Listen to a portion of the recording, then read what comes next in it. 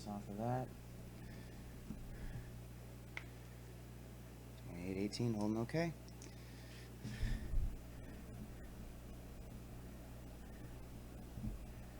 "15-second delay.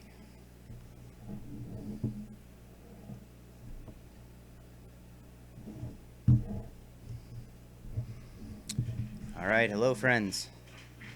Welcome to the way too late at night deadlift stream. Aliens, Legolas, what's up guys? So, much work has gone into trying to clean up the computer. I'm starting to get worried. Yeah, I spent all day at the, stayed up all night for this stream. I hope not too much, man. Washington State High School Powerlifting Championships were today, and so I woke up 9 a.m. there now. Yeah, I went to, drove from Montesano to Shelton, Washington, and helped my alma mater with their stuff. So I'm starting this at midnight my time, 12:13 technically, and I'm gonna try and move not super slowly and see how quickly we can get through this, while trying to be safe too. I don't want to risk real bad things. Okay, reset. Starting the clock. Squat me. You should be studying for your last final senior year, but oh man. Well, I appreciate that. Squat me, but make sure that you prioritize your entire future over just one hangout session. I'll forgive you and understand if you have other stuff you need to do. Okay. Yep. I'm just gonna get right into it. Let the stream commence.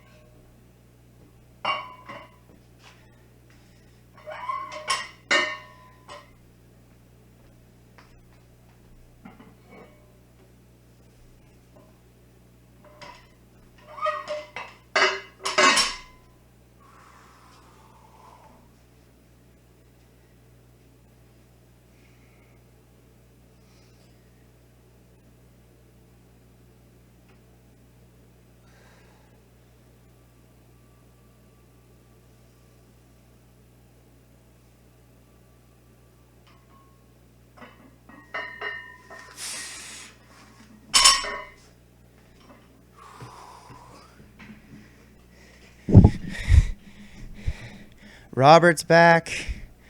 Hello, sir. 12:14 a.m. Yep. And the alien's bringing a tablet to the gym to watch while you squat. Well, just make sure that you focus on your workout, my friend. Okay. Greg, you love me? Love you too, man. Thanks for coming and stopping by. Am I the only one that does that, watching videos, hyped for the stream? I hope you guys enjoyed the last couple videos that we got out after that last stream. I have another one done and ready to upload tomorrow. My working goal right now, and I always hesitate to try and make promises that other circumstances can keep me from being able to fulfill, but trying to get uploads on the non-stream days and keep the stream days just so that this is all that's on the channel, so people aren't getting completely overwhelmed by content output. Robert, you actually didn't know if I was streaming tonight? It's 3:15 a.m. where you are? Oh, man. Yeah, I was really hesitant. I got back after the meet. I went and had some food, and then I took a nap and slept through my alarm. So I was planning on waking up around 9 to get started, and I didn't wake up until a little after 10 p.m. Because going to the high school meet today, I only got about 3 hours of sleep. So I guess I needed the naps. The scratch stick, yep. The scratch tip. I noticed that I tend to just itch myself on stream a lot, and I don't know why. So, we got it all ready to go. Alien, speaking of videos, you came upon an older video of you. You said that put a cooling pack in your lower back after heavy back work. Doesn't that restrict blood flow? Yeah, dude, the back scratch. Okay. When I was doing that, it was an initial anti-inflammatory response. So it basically helped to reduce inflammation in my lower back. I would wear a back brace and just allow myself to rest. And I found it to be beneficial at the time, but I've heard conflicting research on it now, where ice kind of can prolong the process that it takes to heal versus using it to help you deal with inflammation. Inflammation triggers a recovery response, though, so I'm not an expert. And I think that old video is probably like 6 or 7 years ago. I don't tend to do that now as much. I try to mobilize more than use a lot of temperature things, but there's still doctors that are recommending it. So Thomas is in. What's up, Thomas? Hello. Oh man, I keep telling myself these are going to be earlier each week. Granted, I don't really see how I could have done this any earlier. I spent a good portion of the morning wrapping high school lifter knees, which, for the record, and I told them this, is way harder than lifting the weights, wrapping the knees. Jermaine, good evening. Robert remembers old videos. I remember 531 Ben. Yep.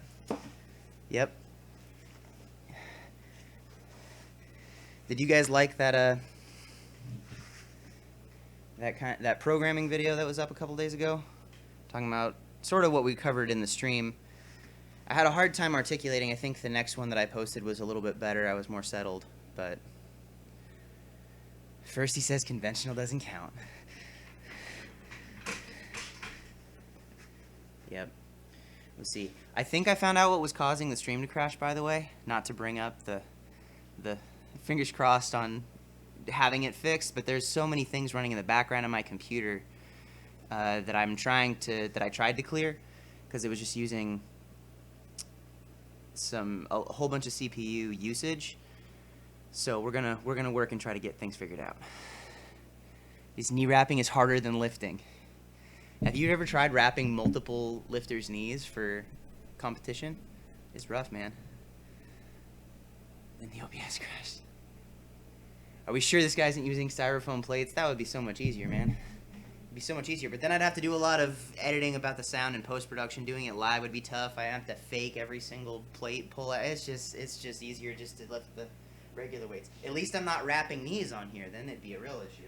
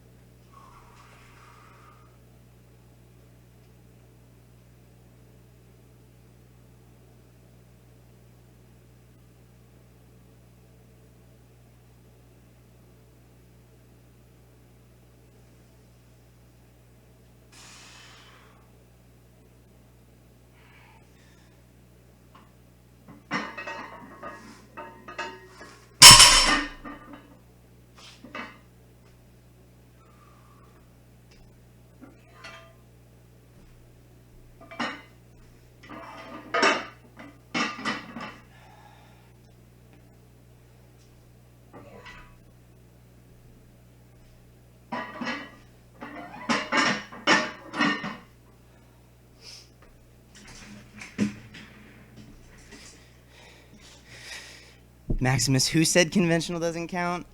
Oh, in one of the earlier streams, I think we were referring to my regular deadlift volume, and I said that it doesn't really count towards it. Right.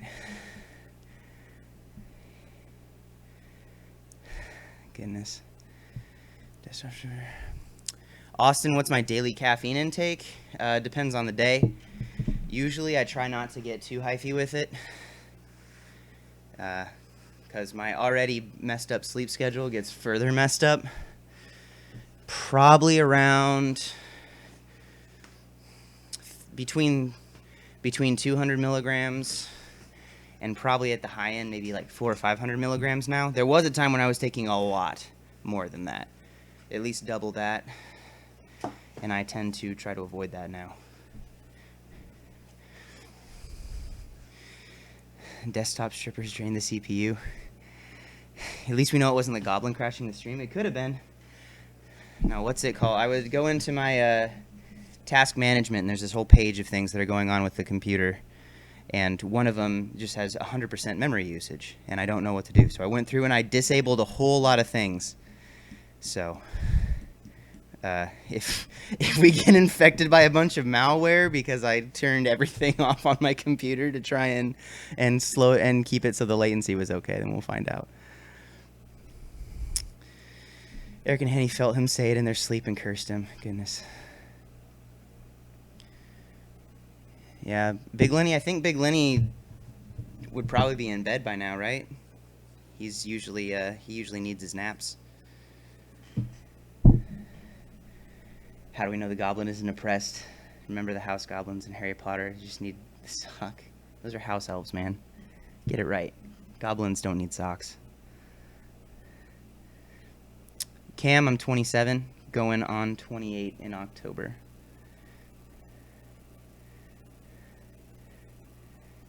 How can you defeat Frieza?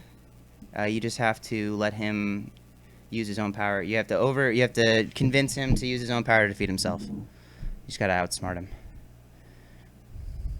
Jermaine, how many calories do I eat per day and what macros? Current macro goals right now, I think, are somewhere around 250 protein, 360 to 380 carb, and 100 to 120 grams of fat. Those variants go for training and non-training days. For training days, I have less fat and more carbs, and for non-training days, my fats are higher, my carbs are lower. That's the goal. I haven't been super consistent with my tracking recently, I will admit, because I haven't been super consistent about what hours I'm awake and what constitutes as a day.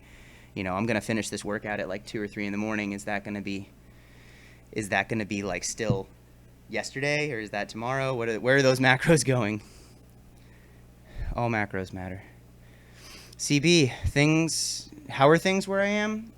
So far, doing okay. The last couple of days have been nice and sunny, which is pretty rare for Western Washington. Tyler, I am not married. I'm in a committed relationship, though. A long-term relationship with my girlfriend of well over 3 years. Robert, I completely skipped the... I'm trying to skip around so I don't get stuck on any one thing.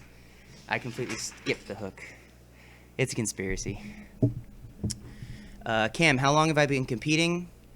Oh, no, you can ask all the questions you want, brother. This is a safe space. Feel free. I have been I think my first powerlifting competition was probably 2005, 2006. I started lifting weights, though. I'm 27 now. I started lifting weights and exercising specifically when I was 10 years old. So I've been doing this for 17 years and competitively for well over 10. Cam, we all love questions. Yeah, the last couple of streams haven't been super question-based. They've been kind of just hangout-based, but I like a mix of both. So it keeps me distracted from how much the lifts can hurt sometimes. Tyler, I am not... I don't have any kids, no. I have a super awesome cat named Chester, the Supreme Overlord. He's 17 pounds, and he likes to cuddle. He's more like a dog than... He's like a dog that looks like a cat.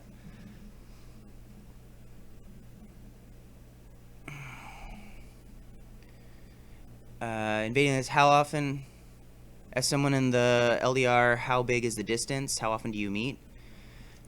And you guys are all my kids. Aliens, Jess and I live about 2 hours apart.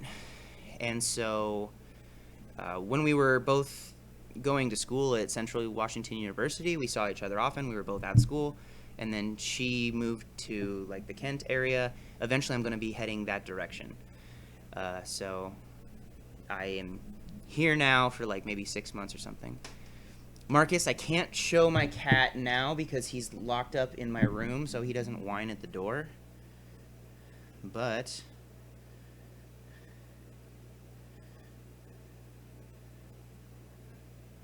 let me see. That's Chester. Follow me on Instagram, ben.rice.10, if you want to see more pictures of him. He likes to sit on my shoulders sometimes like a parrot. He is not a parrot. He is a very heavy, chubby cat. Let's see if I find one of those pictures. You should just follow it, but at the same time, I don't mind taking a sec. Maybe I do mind. Maybe I'm not able to. Okay. Come on. As I get ready for this next, for the next working set, here we go. That's a good one right there. Ta-da. Follow that Insta for all the Chester footage. Thomas, what do I think the 120 plus raw squat world record will be in 2030? I have zero idea. Even with your time machine, I wonder if there's an upper limit to human potential about what connective tissue can handle in skeletal structures. So, Tyler, I plan on hitting a 405 bench sometime. I think I've been very close for years. I always get up into the 385, 390 range, and then something usually happens to kind of push me back down. But I have every intention of not finishing my powerlifting career without benching in the 400s.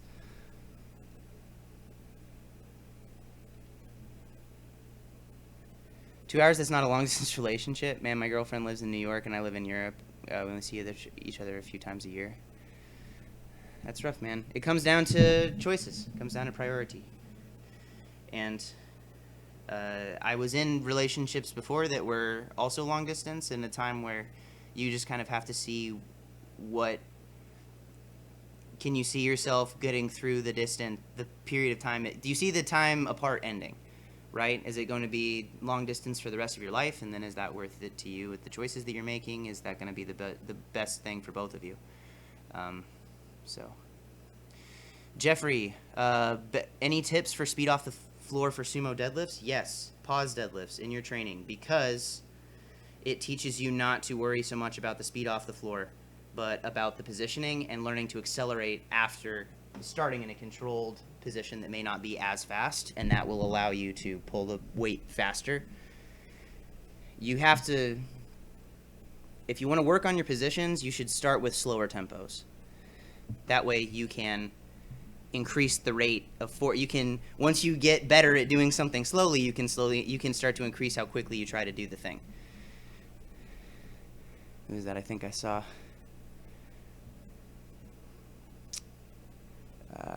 Luke, what's up, cuck boy? Hello, sir.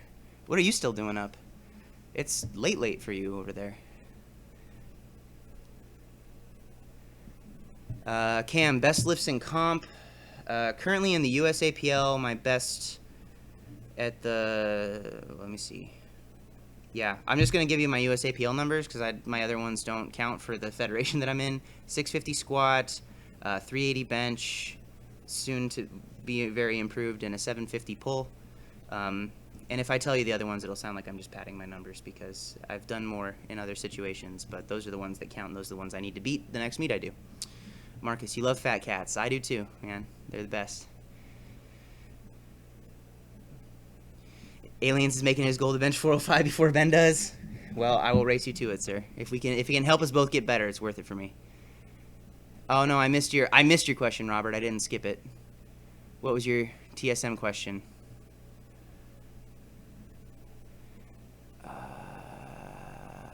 I just remembered, did you nearly die from the TSM gravity game?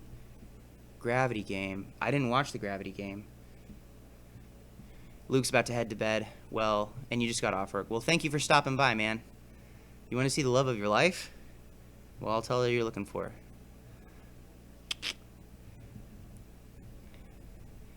Jermaine, I am low-key stretching. This is what I do, man. I stretch while I talk that way, because otherwise I'm sitting, and then it takes even longer. So this way I can justify the extra question answers and the talk times. Tano says pause deadlifts really gave him an epiphany on how deadlifts are supposed to feel. Exactly. Painful. Cam, do you mean your other numbers are from different feds or equipped? Different federations, times when I was lifting raw with knee wraps, or times when I was lifting with a deadlift bar, or times when I was training, not necessarily competing. So if you are curious about those, I can fill you in too, but for right now, my numbers are the ones that I've posted in the federation I'm currently competing in. The one to qualify for MSI. Oh, that was the strange name. The strange name. It wasn't Gravity, was it? They were down. They reverse sweep. They were down 2 games and then came back. Yeah, I had a freaking ulcer from that. It did not play well those first 2 games, and it really freaked me out.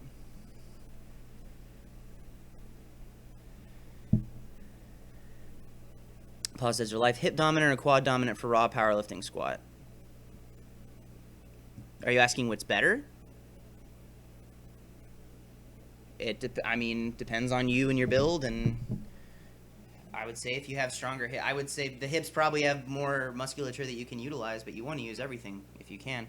Sean, started using hook grip and you love it? Awesome. Feels better than mixed grip, but your thumbs are kind of right now. Yep. That's why we got this going on. And even on my back offs, I'll switch to the over-under, but I have to be very intentional about it. I think they always feel worse than the hook grip does, but the hook grip does tear the thumbs up, so you have to be careful. And Aliens hates doing hook grip. Can honestly say pause deads are real, fix so many issues. I can't say enough good things about them. You'd almost think that I had something like invested in people doing pause deadlifts, but I definitely don't. Other than their own success.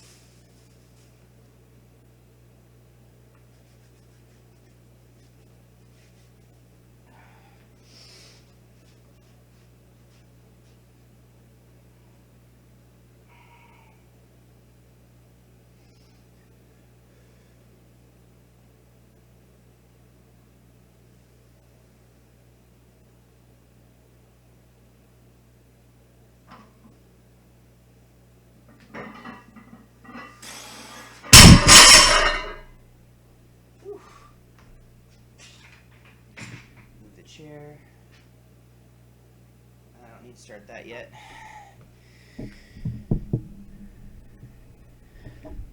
For some reason you can't get into hook grip. You've watched a lot of videos. A lot of times it's just managing the discomfort.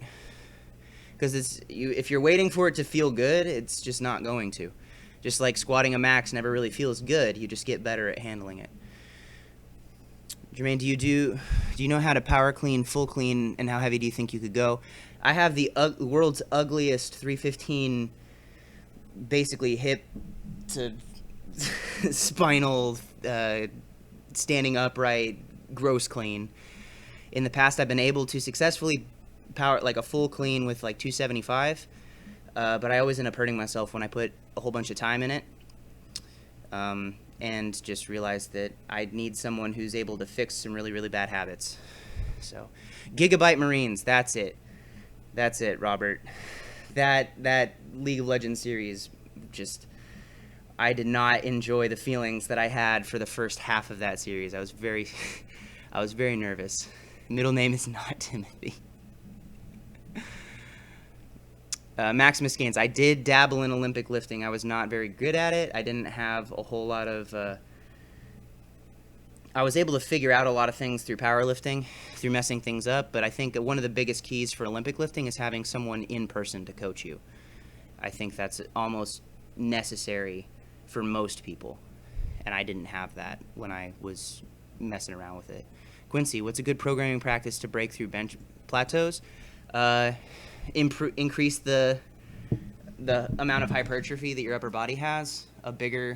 You very rarely see very strong, heavyweight moving bench pressers that have small upper bodies and don't look like they lift. So that's something to keep in mind. And then practicing the movement as well. So if you want to get better at doing something, you have to practice the skill of doing that thing. The bench press is probably the least natural movement of the power lifts. And so it's the one that tends to take a lot of practice to get much, much better at. Rule number 1 of the stream is to refer to Ben as Timothy. That is a stream meme. You stream memers. Tyler, should I do hook grip or mixed grip for deadlift? I tore my bicep tendon off and had to get it repaired 15 weeks ago. I'm not sure if I should be scared or not to do mixed grip. If you're able to do the hook grip, I think it'd be better, especially if you have bicep issues. But I do wish you a continued speedy recovery. I would say the hook grip is something that a lot of people default to because it does protect the bicep, because there's very little chance of your arm being bent and loading up that bicep tendon. So the hook grip, although it's going to hurt your thumbs.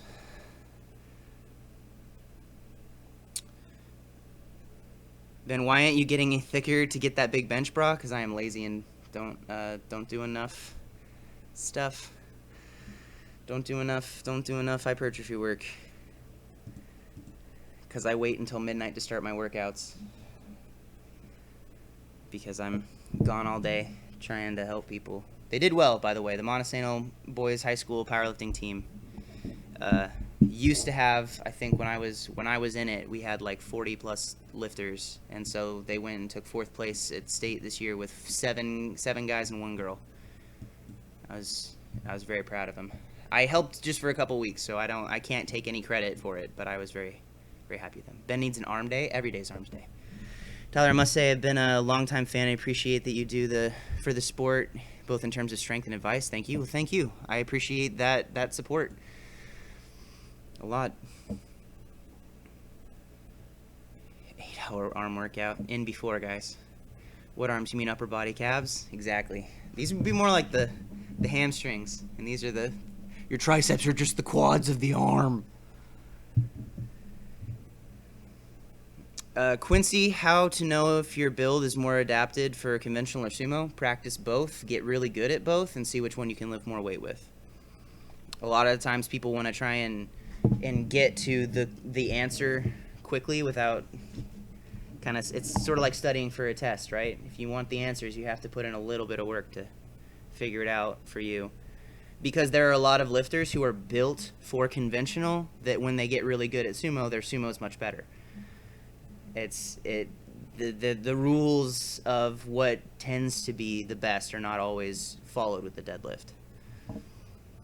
So I would say usually if you're willing to put in the time to learn sumo, it tends to have... I've yet to see someone who has a good sumo deadlift that there's like in terms of technical proficiency and positioning integrity that doesn't see that tend to give them more than their conventional. Quincy, should you use cycles alternating both? I would say to implement, you can even do them both in the same, depending on your deadlift frequency, practicing both. I used to warm up both. I used to do conventional sumo offsets to practice.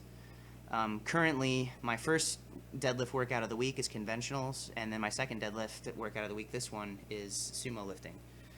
So, Tano, currently doing a lot of sumo after pulling conventional for a long time. Honestly feels a lot easier to recover from. It's a lot less taxing on the areas of the body that tend to get overworked from other stuff. So some guys would say that pulling sumo so much, their hips get shot. For me, pulling conventional messes with my spinal erectors. And so the sumo is way easier for me to recover from session to session. But it also depends on the loads that you're using and the total amount of volume that you're putting in with each of those.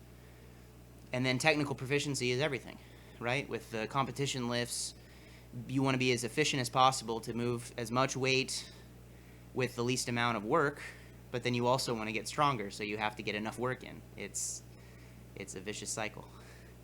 That's strength training for you.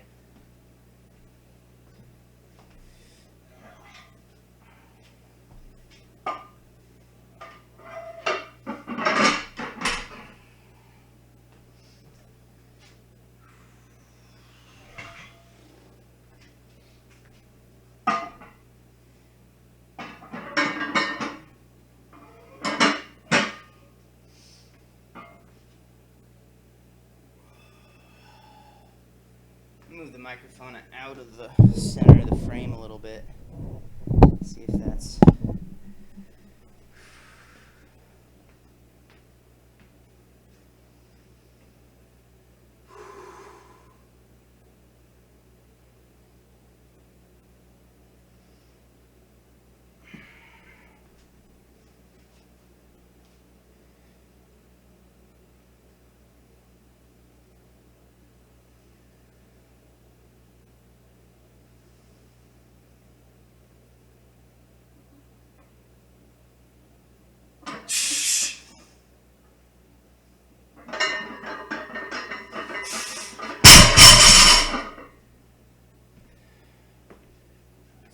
weights first.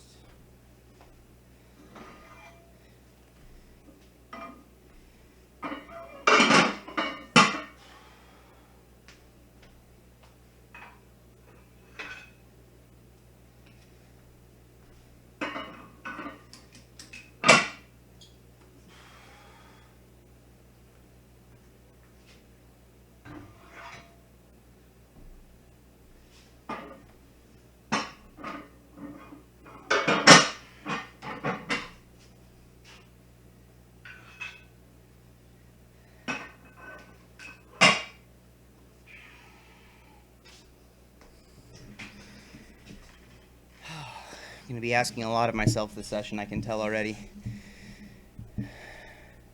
Maximus gains, why do I always wear a hat? Because when my hair gets really long, it gets really puffy. And so the hat helps me not have to worry about it, especially when I'm doing a lot of live streaming and videos and stuff.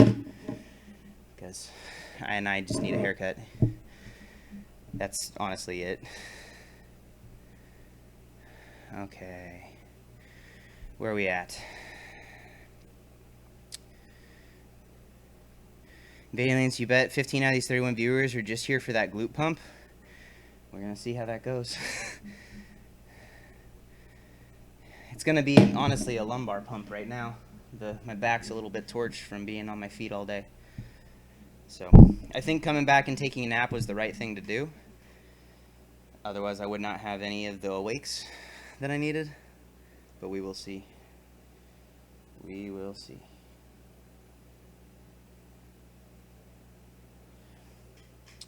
Sorry, I just got an update from my best friend that I'm a double uncle. My friend Adam and his wife Christina just had their second child. Oh man. Move it out of the center of the frame in front of the plate so we can't see the styrofoam breaking. You can see the first styrofoam. That's all this is. Fake lifts. Already answered that question. Ben Pelkin beginning his pulls. Oh goodness gracious. Nope. Although I would love to have his upright style right now because my more hip hinge style is definitely going to be rough today. Tyler, you hit a 810 trap bar deadlift and a 665 conventional deadlift. Did you ever hear of someone getting that much out of a trap bar? I don't hear of a whole lot of people who go super heavy with trap bars. My friend Zach McCarley, pro strongman Zach McCarley, used to train them as a car deadlift stand-in. But I don't know too many lifters who actually train the trap bar deadlift, so I don't have a whole lot of frames of reference to pull from on that. Nguyen, did you know you can load up? Didn't know you could load up 810 on a trap bar. That I think that's honestly pretty impressive. I can't even fit more. I guess if I had more 45s, it'd be an easier task. But I can only fit 800 pounds on this bar before I have to tape the clamps on. Tano, the hats are not allowed in competition. I will get a haircut before I compete again, for sure. Not in USAPL. In some federations, they wear hats, and I always think it looks silly when you're wearing a singlet as well. And I've done that, so I look silly sometimes. Quincy, is general rule on dead stop or touch and go deadlift for beginners? Dead stop. Touch and go is one of those things where I think you'd have to defend why you're doing it. And the reason better be something along the lines of it's only in my training for a while, and it's to give me a break from doing dead stop deadlifts. It's just so much easier to mess yourself up. If you hit the ground, if you're a little bit crooked, you come off. You should reset as much as you need to because the deadlift is every rep. If your second rep or your third rep is easier than your first, it's not going to do you a whole lot of good in competition. You need to get really good at that first deadlift. Tyler, you have 400-pound plates. That's probably it. You can fit a 55, few pairs on each side. It takes up the room. You have videos in case anyone's interested. Jesse Norris does touch and go. Beats Jesse Norris. Jesse Norris also does dead stop deadlifting when he gets closer to a competition. And Jesse would probably make the case, I think he comes out and says a lot of the time that he trains like a bodybuilder, intentionally like a bodybuilder. And I think for a power lifter, while you could make a case that there would be a time and a place to do touch and go deadlifts, the bulk of your training should be comprised of practicing the lift the way that you would expect to do the lift. Maximus, Richard Hawthorne does touch and go. There are a lot of lifters who can make that case. I'm not saying you can never do it. I don't feel as strongly about not using touch and go deadlifts as I feel as strongly about never ever using straps. But yeah, controls touch and go very well. I think there are valid cases to be made. I think for most powerlifters, if you're asking me the question, then no. If you're asking me the question, then don't. You already should know the answer for yourself of why you're doing touch and go deadlifts if you're going to include them in your programming, in my opinion. Some people, like beginners, bounce the weights like crazy. It's not just about bouncing the weights and using momentum. It's about learning the lift. It's about learning the movement pattern as it applies to a competitive powerlifter and practicing that, what is a pretty unnatural feeling and sensation.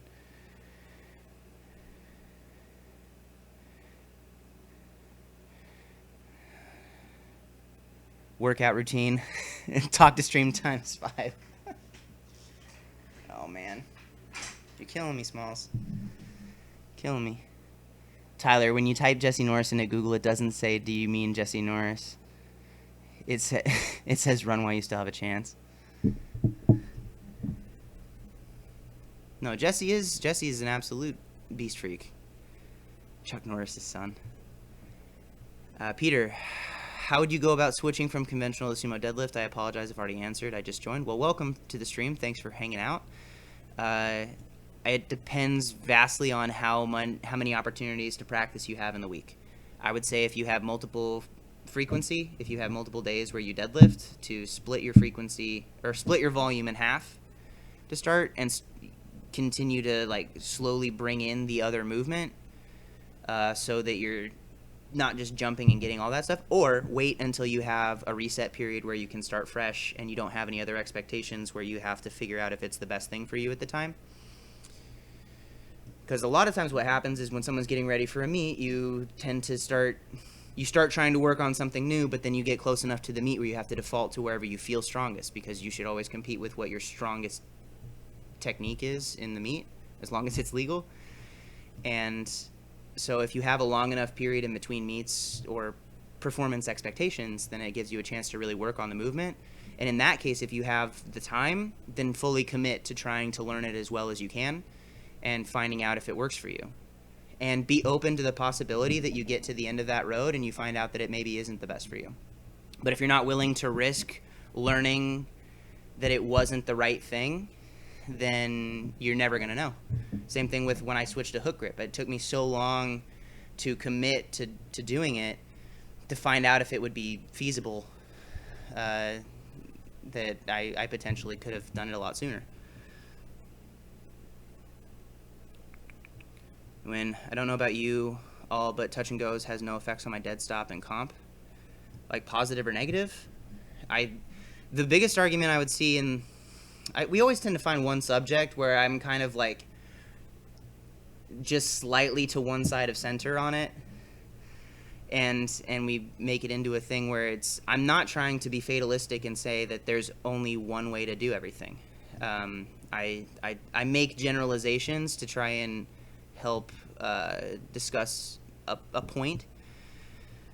But I think that the biggest argument in favor of touch and go deadlifts is you tend to be able to get more volume in, you tend to be able to get more hypertrophy work in through doing it.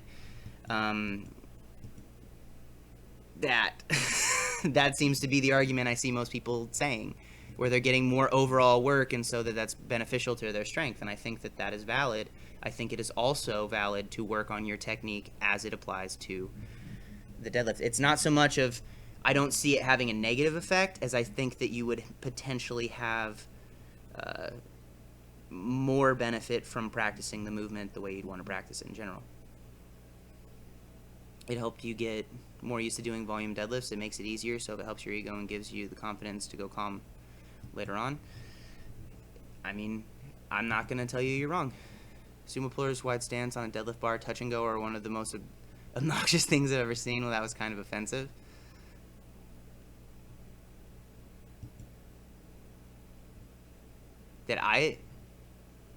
You think touch and go you can produce almost the same stimulus with dead stops, so lesser risk of injuries. That's just my opinion. Yeah, that's a valid opinion. Ugh. Deadlift rep set scheme for a beginner. Keep your sets. Well, keep the weights light to practice your technique. Don't go too crazy with the amount of reps per set initially. I think that's a mistake that a lot of people do, is they just try to do a whole lot of high rep stuff to where their form is breaking down because they're tired. Just practice and gauge your recovery on it. I don't want to give someone a standard because different beginners have different exposure to athleticism and sport and different capabilities of what their initial volume they can handle is like. So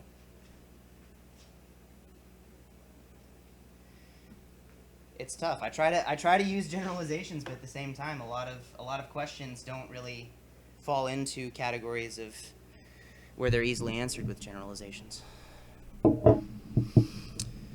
Tyler, future meet.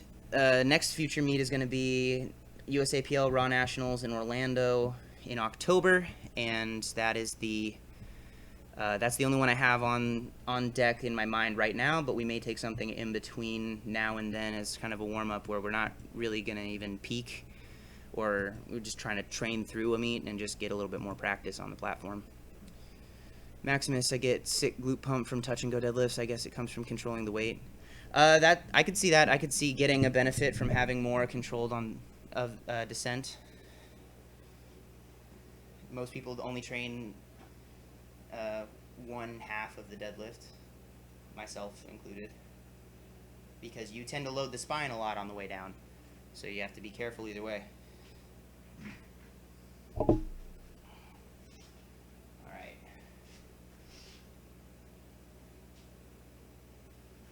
Getting the camera set up for the actual video, since my webcam is pretty low quality. I apologize. Thank you guys for sticking it out in spite of that.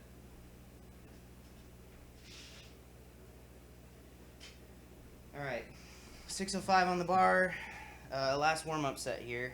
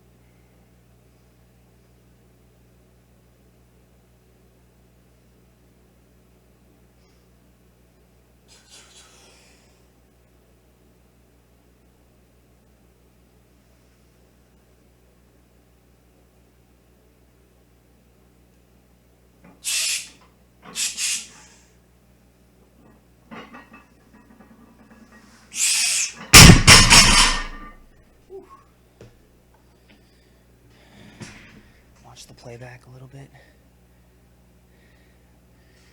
All right. Whew. Definitely feeling that it's as late as it is, and that I was on my feet as much of the day as I was.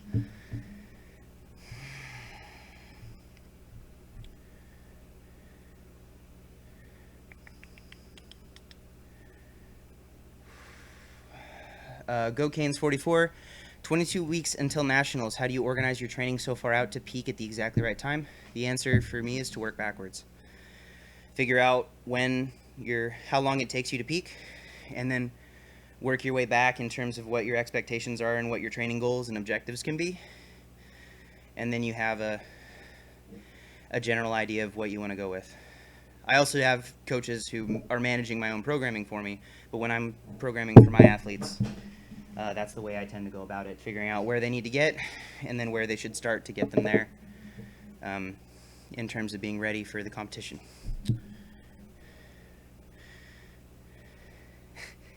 Alien's going to get his crackers and egg salad to enjoy the stream with. So you said you had to work out? You gonna egg salad before you work out? Toot farts. Toot fart squats coming in. When I think touch and go can be beneficial, but you can produce almost the same stimulus with dead stops and lesser risk of injuries. I think I already read that, but I agree with that. Whoa, is this real life? What are you asking, Stefan? This is real life. You're here with us. Nguyen, what's the craziest set that I've done in my training career? Craziest.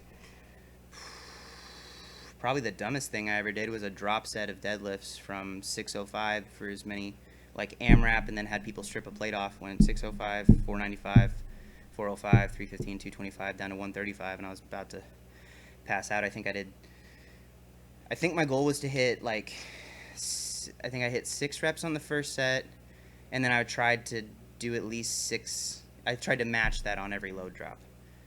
I don't remember when I did that. That was a while ago. Other than that, I think the other craziest thing was probably when I did the minute meet thing that I did a few months ago, where I totaled 1,758 seconds. I did a 615 squat, a 365 bench, and then a 720 beltless deadlift, which wasn't supposed to be beltless, but I had to catch my breath because the squat bar that I was using was just a regular generic bar, and it was wiggling like crazy. And so to catch my breath after having to brace through that as I was shaking walking out the weight, I couldn't catch my breath in time when I got to the deadlift, so I took the belt off and just did it beltless. That was probably one of the craziest, in terms of something that was no real training benefit, but it was just a stunt. Robert, I try to troll and Ben untrolls me. Exactly. I'm the anti-troll. Tano, touch and go often make people control the eccentric more, I guess. With dead stop, many people seem to forget there's an eccentric portion to the lift. Okay, so do dead stops and control the eccentric. Problem solved. Best of both worlds. The troll overlord. Tyler, oh man, I skipped. Would you consider doing a deadlift-only meet to hit 800 in competition? I used to do a bunch of deadlift-only meets, and I don't really enjoy them as much anymore. At the Arnold Classic, I did 2 meets. And one of them was a deadlift-only meet with the intention of hitting 800 2 days after posting a raw total. And the problem with that was that I tore my hand.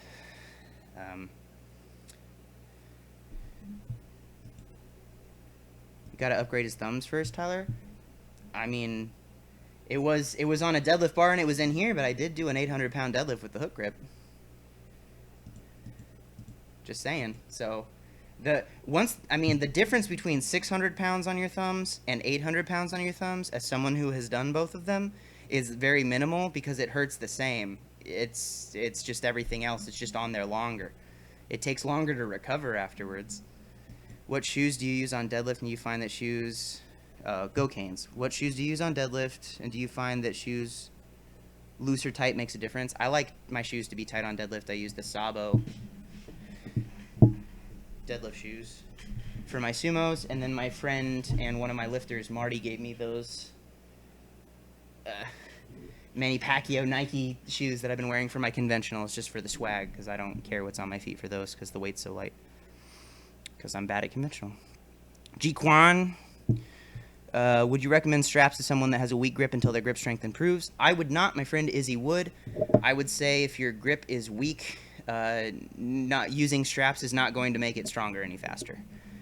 And if the weak link of your deadlift is your grip, then you should focus on your grip until it is no longer the weak link, and then you can progress. Because if you can deadlift 800 pounds but you can't hold on to 400, then your competitive deadlift is 400 pounds. That is different if you're a strong man or someone who you're allowed to use straps in competition, but you're not allowed to use them in competition. So training yourself in a way that's going to allow you to increase the division of strength. If your back and your legs and your hips and everything's getting stronger while your grip is being catered to, as in you're not using it, you're not forcing it to become stronger, then I think that is not going to solve the problem. Jam Records, is controlling the weight down on the sumo deadlift dangerous? I have so many neighbors. I have to, so my neighbors don't get annoyed. If your spinal position and integrity is in line, then it shouldn't be super dangerous, but it is inherently a little bit more dangerous, I think, than just pulling it up with good positioning. I don't know. I mean, you have to work within the confines of the situation that you're in, right? I did this, right? I did this. I gotta load up the next weight. Oof. Man, I always have to fart when I squat. It's a primal response. I can't help it.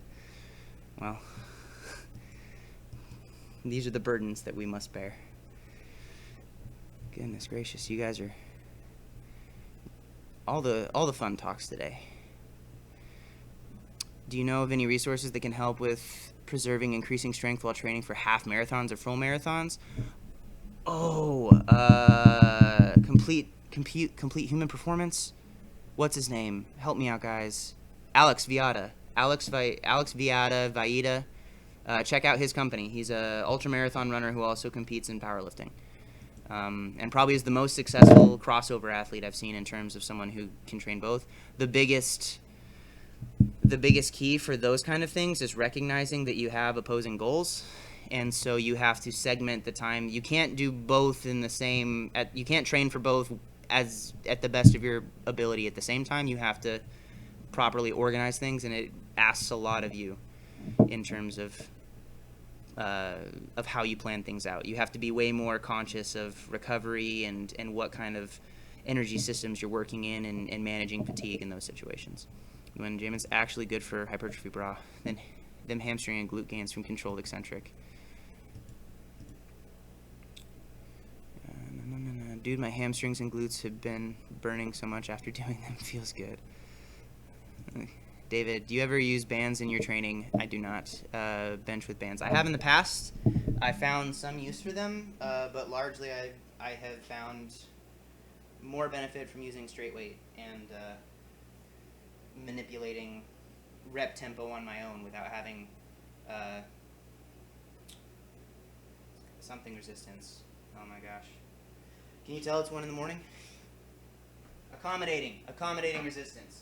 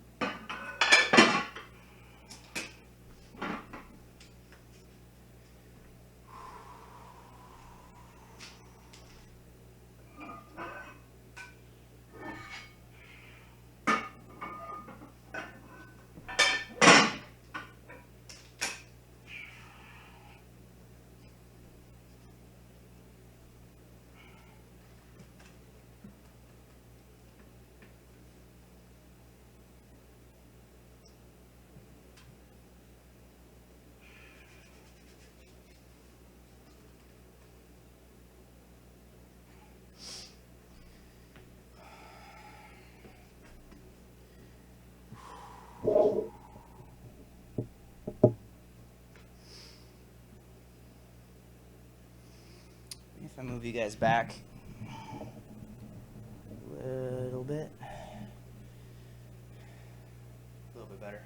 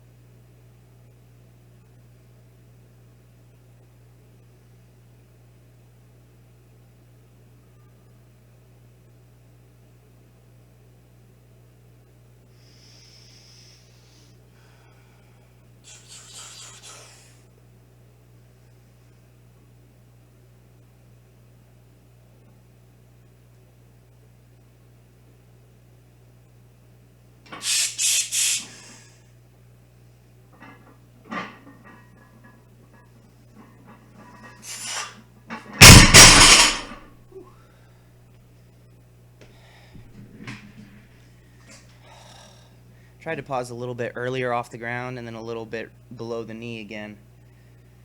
For that, fun time. My thumbs got wrecked from wraps when I was wrapping guys' knees today. The material was just so abrasive on my thumbs. I'm feeling, it's not the pressure that it normally is on the hook that's causing the discomfort this time. It's actually just the feeling of the skin. But we hit our daily minimum, or our weekly minimum, I guess. 675, that is the weight cap. I'm not allowed to go above that, so the back off work is 645.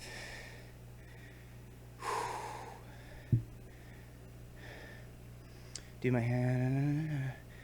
Ben is behind. Oh no.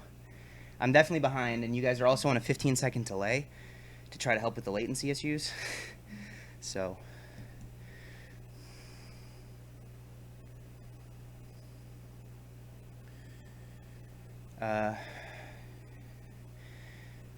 Fabian joined. Hello, Fabian. Welcome, sir.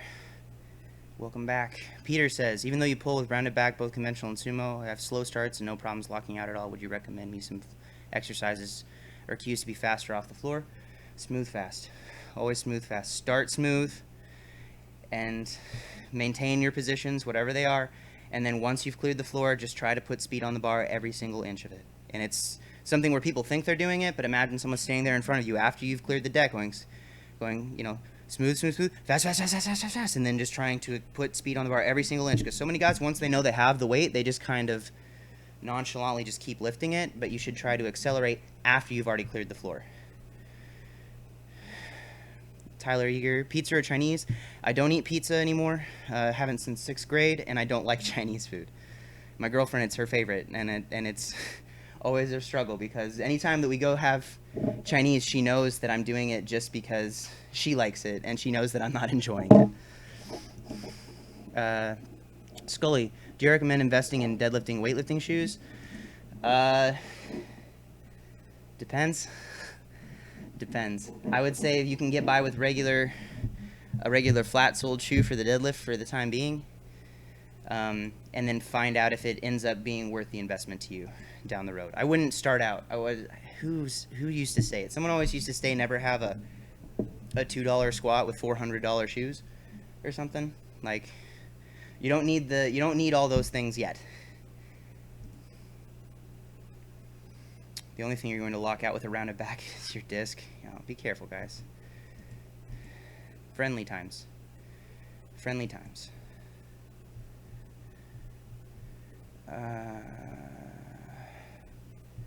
Where are we at? Oh my gosh. How did I get so far behind? What is this? Am I doing worse than usual? Third shift crew, loving the late night workouts. I'm way behind. Very serious matter. Slowly screaming inside because of the pulling with bad form and snap myself. Yeah. You should always aspire to have better positions either way. No matter how good your technique is, it can always be better. Do you recommend... Oh, you already asked that question. Oops, autocorrect. Alex Viagra, you guys. Viada. V-I-A-D-A, I think.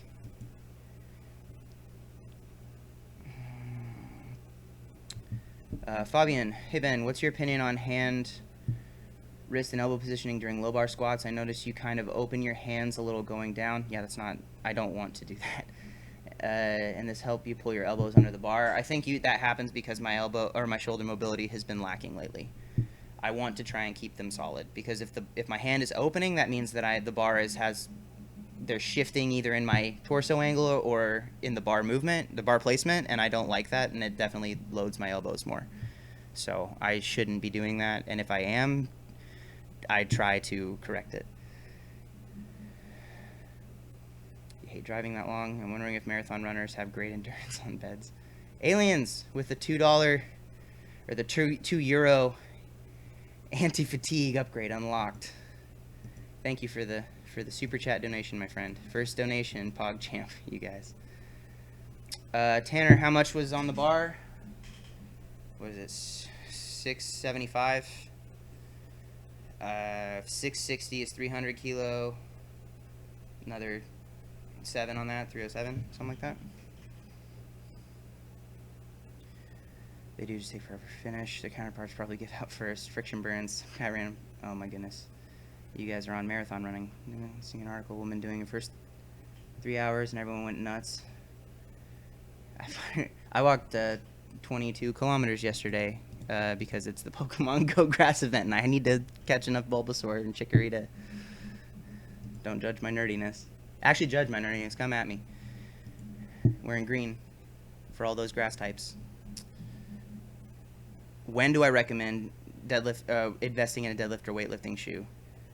I would recommend investing when you feel like it's going to elevate your level of performance or it becomes necessary, or when you have enough of a disposable income to justify the purchase where it's not going to take away from other things in your life.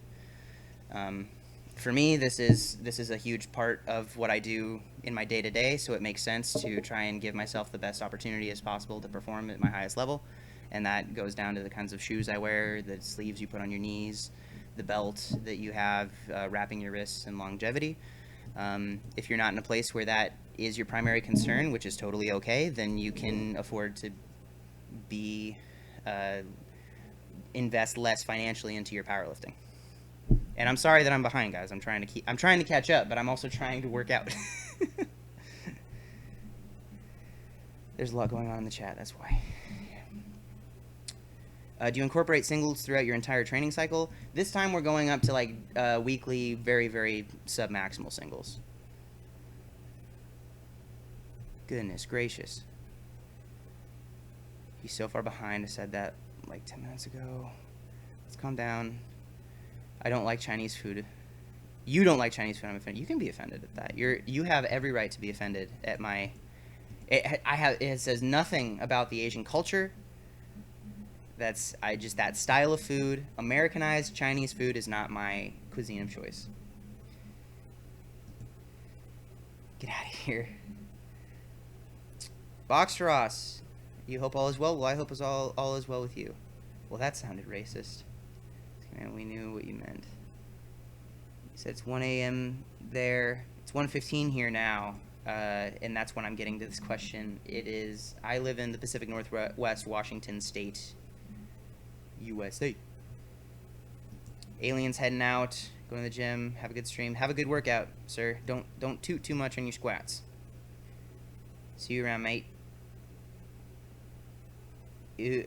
Oh, Americanized Chinese food. Ew. Well, I'm from America, and so Chinese food in America usually is Americanized. It's like going to Taco Bell and I went to Taco Bell for Cinco de Mayo to celebrate. And I have a feeling that that's probably not the best representation of Mexican cuisine. Yeah. I like Taco Bell. I like Americanized Mexican food. I just don't think it's a good representation of Mexican food. What do I eat then? Oh man, what do I eat? I'm pretty boring. Pretty boring with my nutrition. Every day I pretty much have rice, chicken, egg whites, Lenny and Larry's cookies, and then I just kind of fill in the rest of my macros with whatever makes sense. Are there any? Yeah, in terms of food, I'm not picky. I will go and eat at places where it's not my favorite thing. But if I have to pick between two things, one that I don't eat pizza. I haven't had pizza since I was in 6th grade. There was just a choice. I ate too much pizza and drank too much soda, so I cut both of those out of my life. Just on principle. It doesn't mean that I think pizza's bad or that other people shouldn't eat it. It just controlled a part of my life, and I didn't like that about myself as a 6th grader. So I made a decision that affected me the rest of my life. That's kind of how I do things. Yeah, I eat a lot of different things. Box Ross, are any sponsorships on the horizon for you? I have some people I need to reach out to that I am terrible at asking for things. So that's a thing that I need to work on. But nothing that's officially in the works right now. Tyler, ever going to enter a bodybuilding show? I won't say never, but most likely not. I do not feel as though I would have as much personal fulfillment in that particular strength pursuit. So, I have many friends who do. I think that I would enjoy being a performance athlete more than a physique athlete in any way. Tyler, thanks for keeping you busy. Well, have a good night, sir, or morning, wherever you're at. Samar, bro, anything to activate my glutes during deadlifts? Use your glutes. Feel your feet through the ground. Sit into your glutes when you hinge at the hip if you're a conventional lifter. When you're approaching the bar, loading the glutes on the way down and feeling that. If you're a sumo lifter, loading the glutes on the way down, getting them engaged so that you have tension built up by the time you get there. When go to prison, oh goodness. Well, I guess you learn fast that. I'm gonna change the weight. Yes.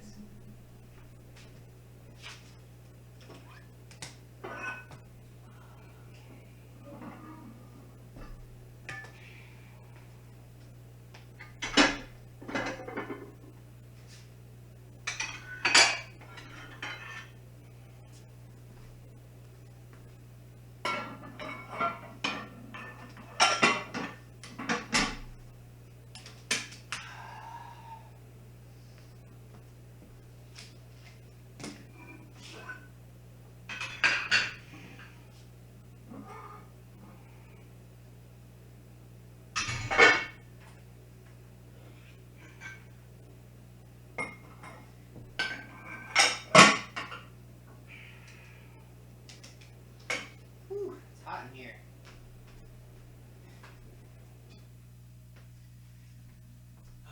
Normally I turn that heater off a little sooner.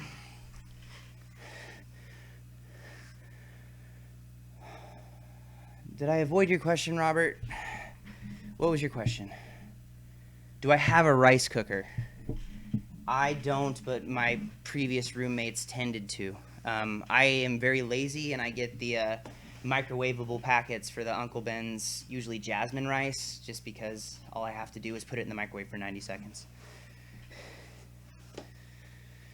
I don't enjoy the practice of cooking very much. I don't find a whole lot of enjoyment from expressing myself through creating food. I like to eat food. I like to enjoy food with people, and I can use it as a social bonding experience, and I love to share with other people that if it's a joy and a passion for them, but I do not personally enjoy making food and cooking. And so I tend to default to things that are less intensive in terms of effort needed to create food.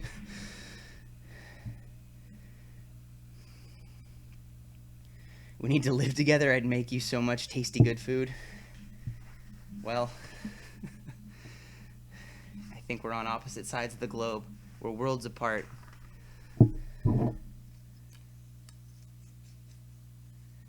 You're a minor, still need adoption? Goodness gracious. I'm still trying to figure out how to make sure that I can support myself and my cat, man.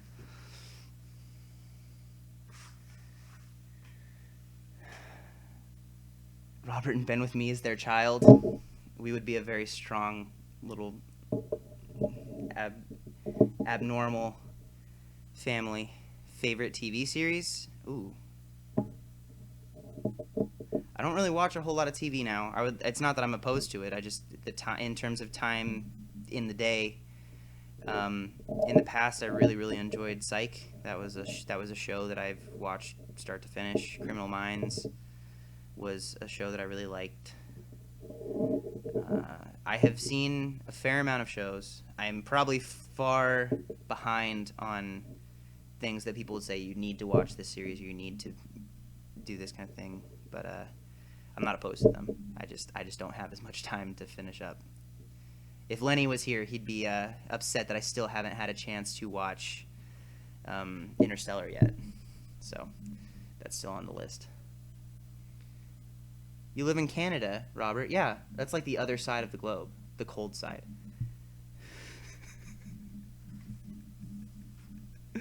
Pretty much the same thing. Hello, James. Welcome to the stream. Thanks for hanging out. I look like Dexter? Not redheaded Dexter from...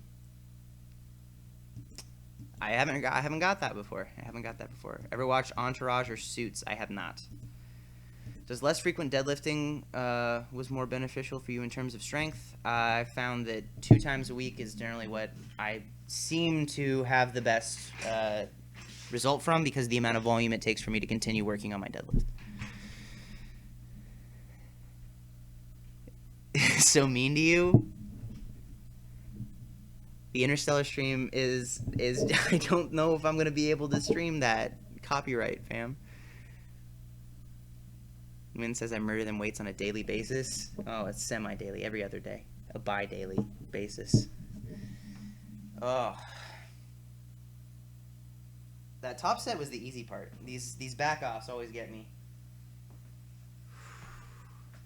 Probably because there are a lot of reps involved. And by a lot, I mean more than one.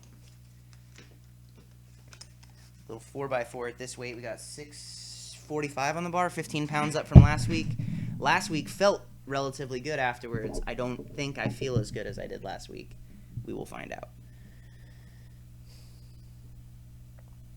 Anabolic, bro Mike, what's the thing that people are doing that's like pausing an inch or two above the chest? Why do people do this now?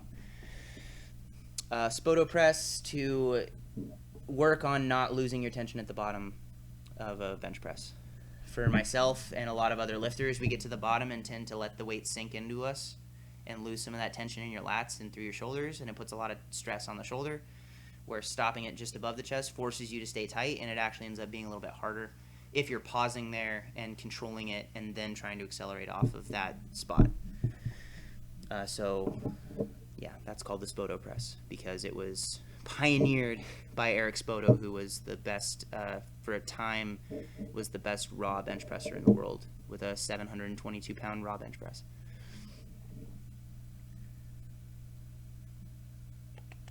When plus we were able to half rep something that is taboo. Fabian, for someone still needing to fill out his frame and packing some meat on his body, would you generally recommend a few dedicated hypertrophy blocks with higher reps volumes to get there the fastest? I'd say probably combining that with a caloric surplus. If you're trying to fill out your frame and that's the goal, then getting more mass on your frame makes sense to do that, right? So yeah, the Russian laboratory came out with Sarajev. Kirill is a beast of a man. Stefan, good morning. Good morning. Good morning. It is morning here as well. Just the wrong side of morning.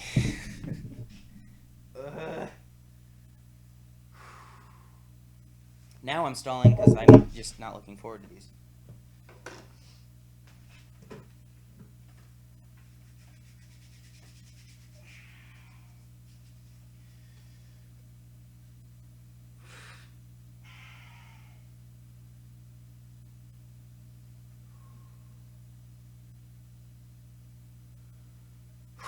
All right. Time to work.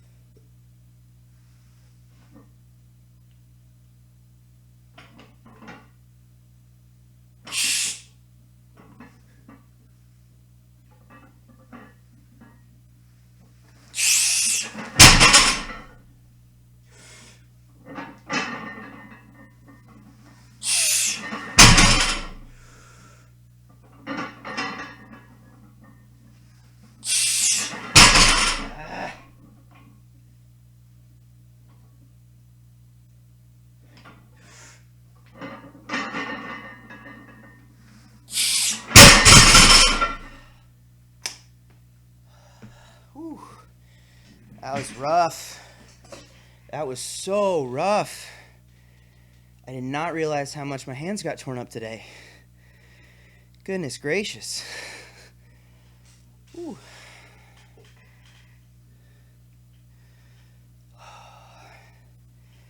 I don't know, guys. That was a little on the sketchier side. Goodness. Whew.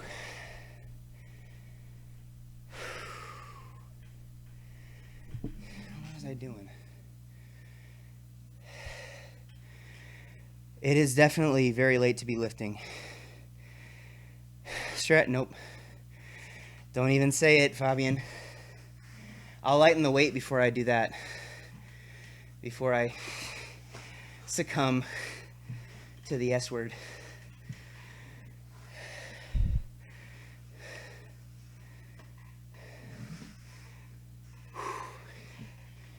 Yeah, my hands are just trashed.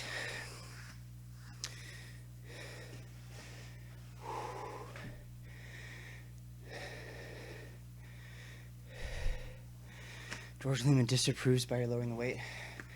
I'm going to try to get my second set and see if I can adjust my hand placement. D. Delu, sup? Welcome. Welcome to my suffering.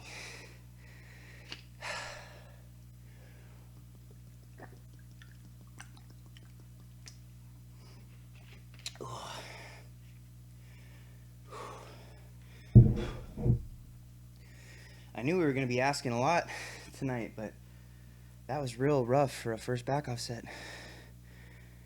What's my problem with straps? I don't have a problem with straps. I just don't like them, and most of the arguments when people say that they use them because their grip is weak, it doesn't make sense to me. Why would you? If your grip is the weak point, you should work on your grip. Using straps takes your grip out of the equation. You're going to get everything else that's already stronger than your grip even more stronger than just your grip. And so your grip is going to be weaker. You're increasing the gap. You're not closing it. Doesn't make sense to me. So that's what I have against straps, I guess. The logic doesn't make sense to me. For a powerlifter. If you're saying, well, I want to work on my back and I don't care what my competition powerlifting deadlift is, well, it doesn't matter what you can hold on to. Those were so much worse than last week.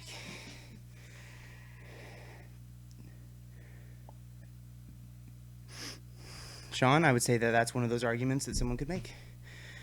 For anybody who's watching this afterwards, how about when someone is strong enough with hook but uses straps for volume? I use the hook and I switch to over-under so that I don't have to use straps because I am probably more stubborn than most. But if you have a case and you can make a case, I'm not going to tell you that you can't do it. It's just my opinion on it. Anabolic bro Mike, I don't eat pizza, so I don't have an opinion on people putting pineapple on it. Tana, what's my max on double overhand? Most I've ever done. I tend to work up to about 405 most workouts where I'm deadlifting double overhand without the hook. And then 495 is the most I've ever done double overhand without the hook. Matthew, I'm not talking myself out of the next set. I'm going to try it. But I'm also going to be realistic about what my expectations are. And that first set wasn't good. That first set, my grip was not holding together. And I think it can be helpful to try and figure out why that's happening, probably because I spent a good portion of the day wrapping knees and adjusting bench shirts and squat suits. But I'm still going to try, and if it doesn't go, then it doesn't go. So I'm gonna give my absolute best effort, and whatever that ends up producing is what it is. Whew.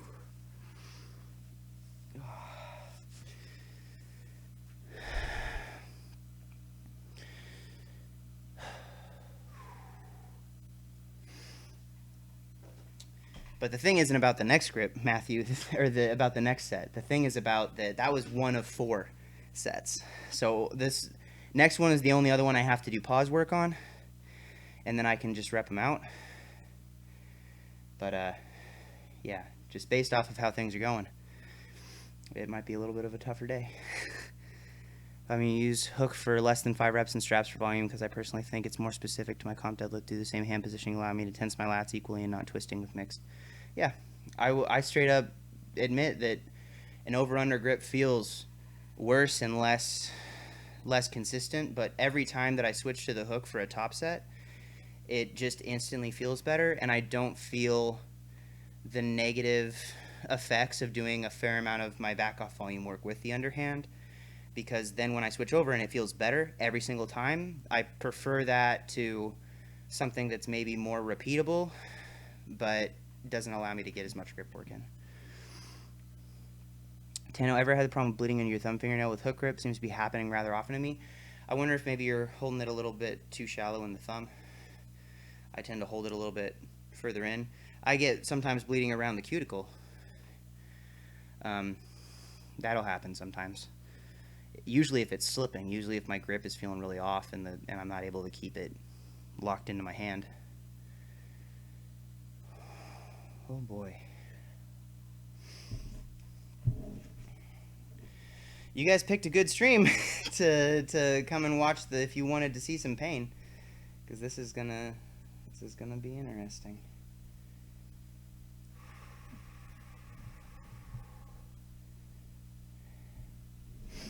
And it wasn't just the grip. My positioning was also off. So we're going to do another set and try to improve on that. Try to improve on that and make it work. Ugh.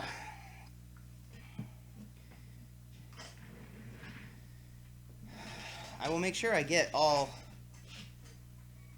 16 reps.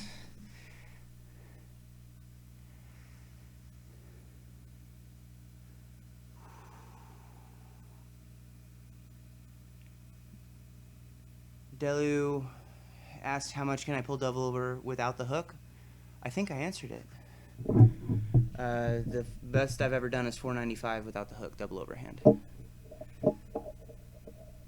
And usually I work up to 405 double overhand without the hook, just on most sessions,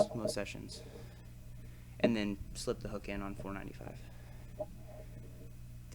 Matthew, nothing but positivity. No, I'm feeling it, and that's actually something that's helpful to recognize if I was just talking myself out without giving it a shot. So we'll give it a shot, and we'll adjust if we need to.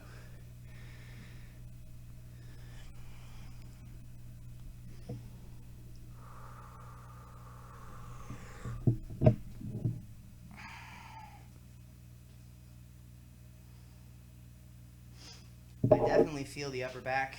I'm losing my position in the upper back, and I don't know if it's because I'm shying away from the grip or if I'm just fatigued enough that I'm not able to keep my thoracic spine stabilization engaged.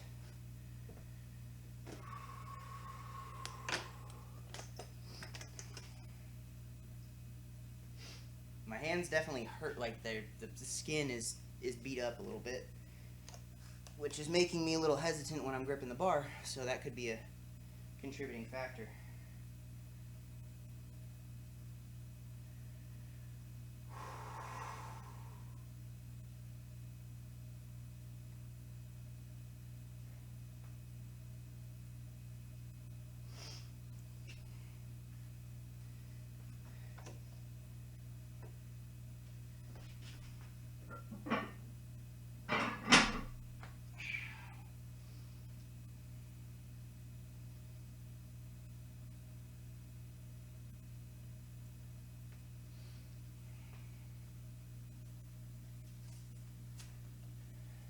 Might be losing a little bit of friction with the tape. You can't always protect yourself.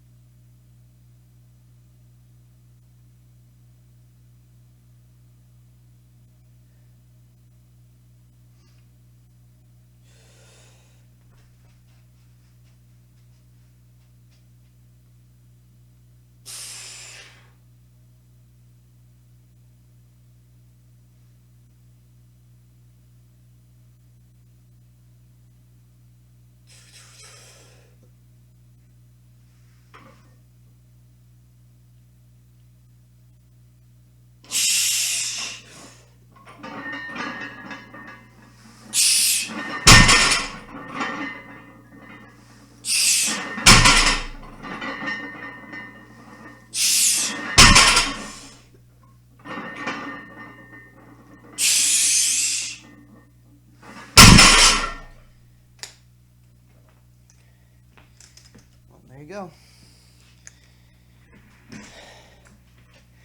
Sometimes you just have to change your expectations and things go a little smoother. Better setup on the grip, a little less hesitant, knew it was going to hurt. Accepted the hurt going in. Made it through. Position still not great. Upper back is still caving a bit. But my expectations have to change a little bit. So we'll see.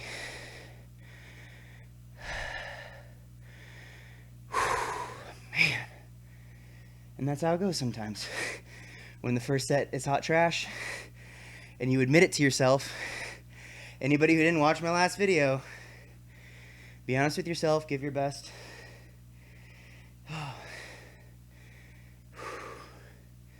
I'm stoked that we just got done with the pause work. Yes, genitals much smoother than the last set. Much smoother. A little bit more mental. A little bit more mentally tied into that one. Thank you guys. Anabolic Bromic, dude, I need to sleep to make gains, but this is too good. Really nice set. If you need to sleep, please don't let me keep you up. I'll totally understand if you need to get some rest, man. I'm doing this right now because I didn't get sleep and made myself nap. And that's why we're here right now. So I've got, instead of being on 2 hours of sleep, I've got a total of 4.5 hours of sleep now. About. Which is hopefully enough to get us through these last 2 sets, but there's no pausing left. Pause work is done. Thank goodness.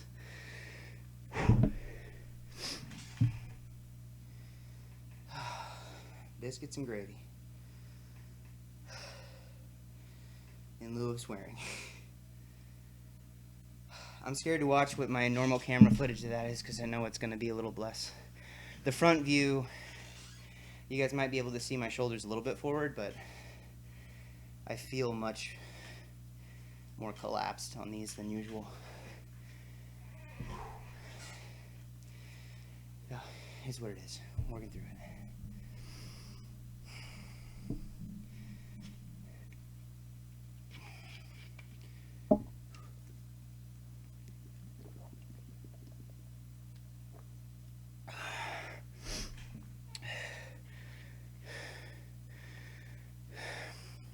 Robert, back to Sproto press with anabolics here. Oh, anabolic, bro. Sinking while pausing, similar to heaving. Sure, some losing tightness at the bottom. Probably, I would say. You could relate those two phenomena together. Peter, would you rather do something you are talented in or something you enjoy doing more?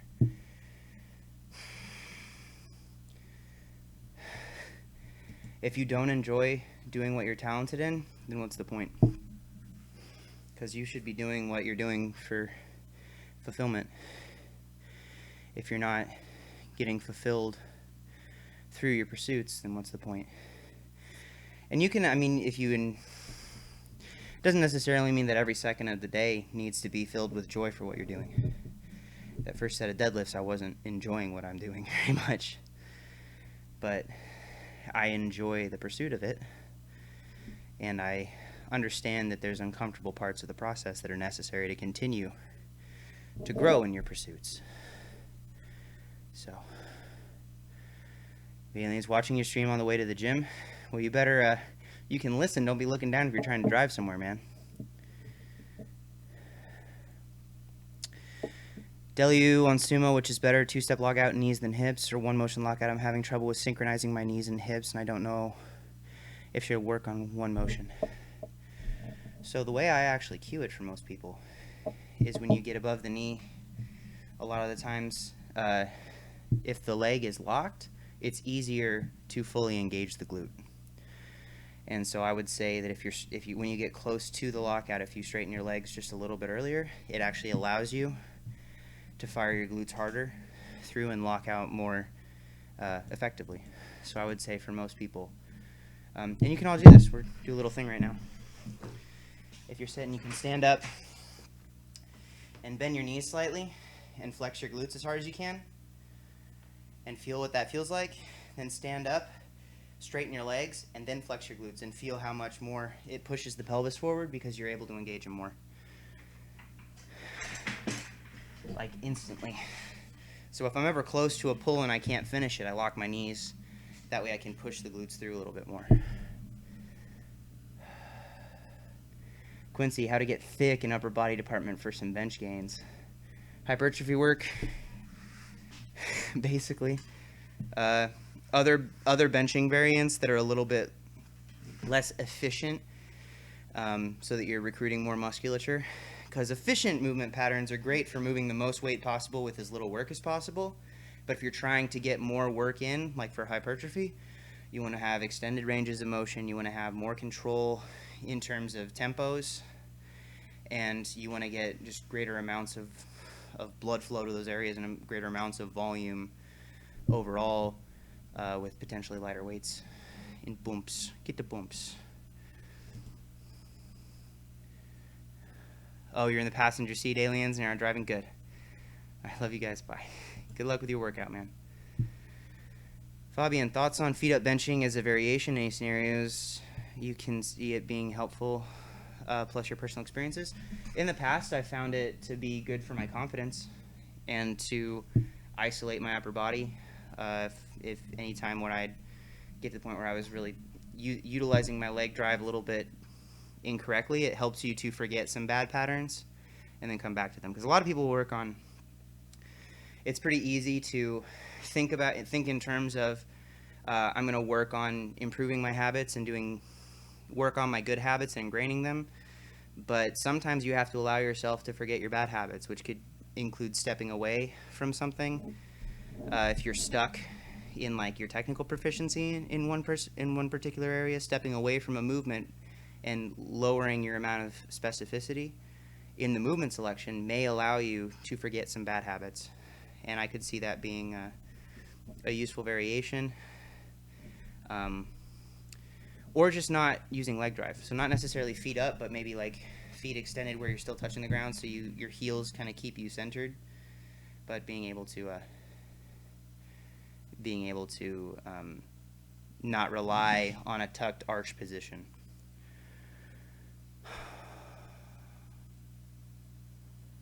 With all that strength, you could sit on chair, pull the chair up and fly.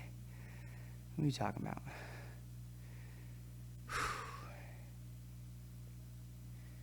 Man, these last two sets should be easier, but after that one went well.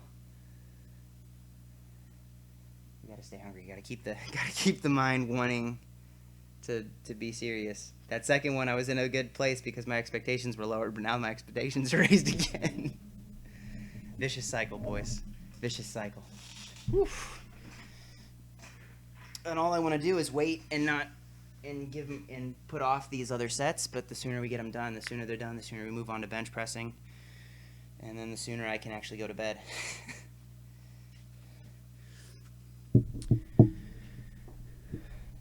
Quincy, what's next on the menu? I've still got this weight for 2 more sets of 4, but I don't have to pause the work. So 645 is a 4x4, but only the first 2 sets are pause reps. And then we've got bench press 320 for 7 triples and 1 single at an RPE, whatever. I probably am not going to go very heavy on my single, just based off of how I physically am feeling right now, and the circumstances of it's being nearly 2 in the morning now. But even if I go a little bit slower while streaming, I appreciate having you guys here because it encourages me to actually do things and not try to put them off or say, well, I'll just get to it tomorrow, because I probably wouldn't.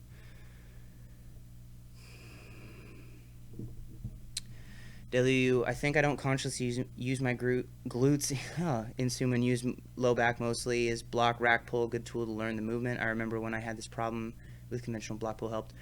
I think with sumo, a good tool, that's when I would say you're most likely going to get the best benefit from using something like a reduced range of motion like a block pull.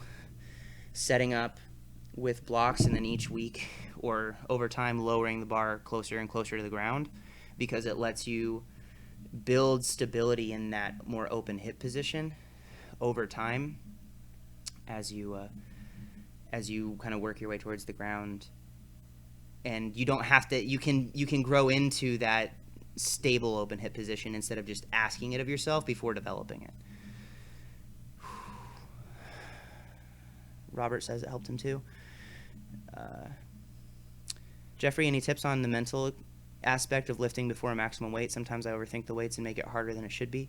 Yeah, I think a lot of people it's really just is about managing expectation and accepting your situation, accepting your circumstances, and accepting that you're only going to be able to do what you are capable of doing.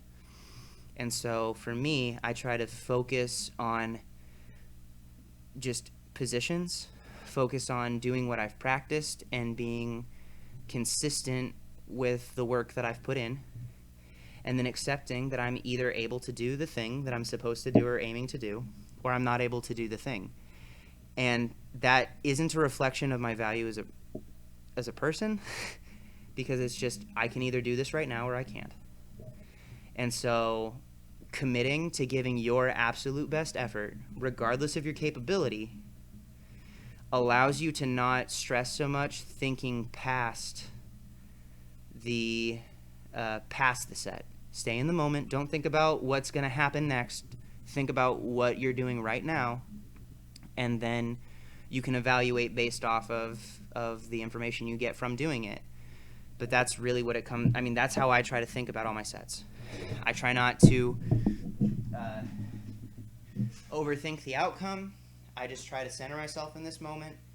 I'm going to do what I can to make this right, and I am either capable of doing it or I'm not, and I'm going to still move on afterwards. So I hope that helps. That's a big part. That's a big part of the just acceptance of being mindful and then accepting what you're capable of.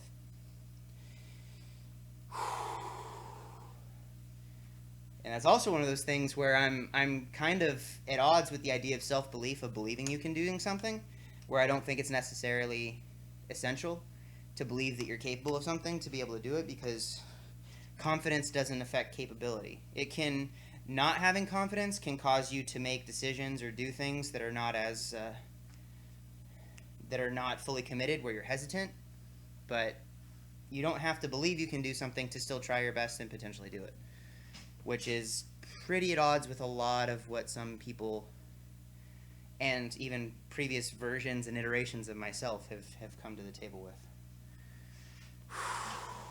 Okay.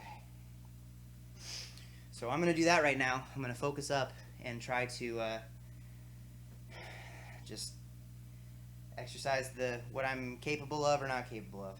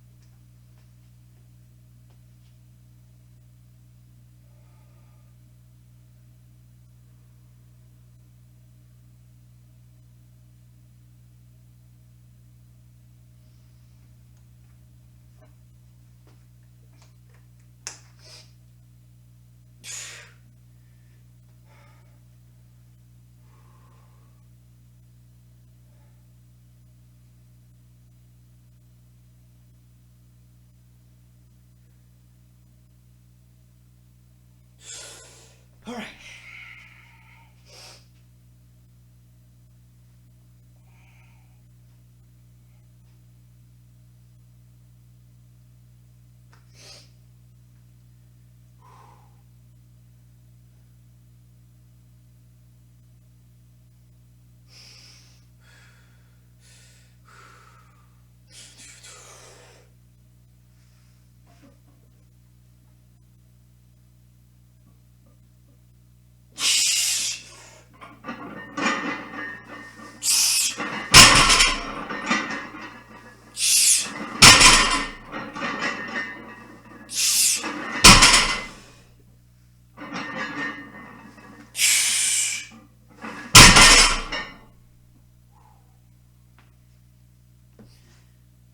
Ooh, all right.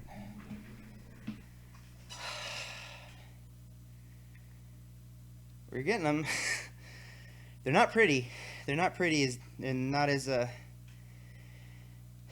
positionally. They're a little less solid than they have in the last couple of weeks, but getting through. Some days are just like that.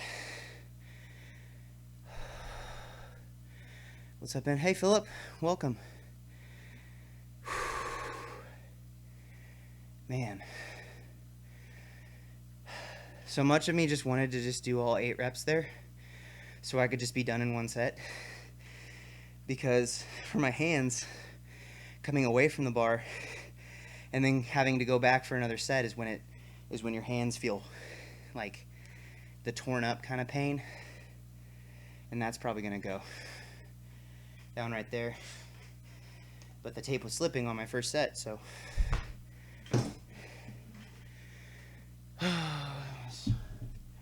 142. Goodness gracious.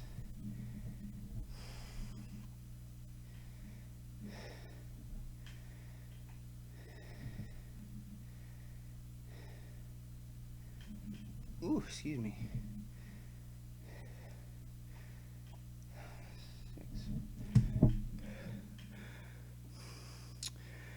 6. Good night, anabolic bro Mike. Next stream will be Tuesday. Tuesday for my conventional deadlifts and Spoda press benches. I don't stream my squat workouts because I can't talk in between sets. I'm just not able to.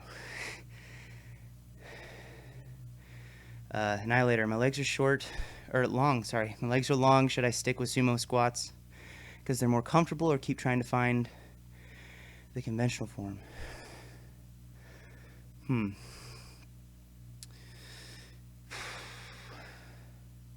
Tough to say.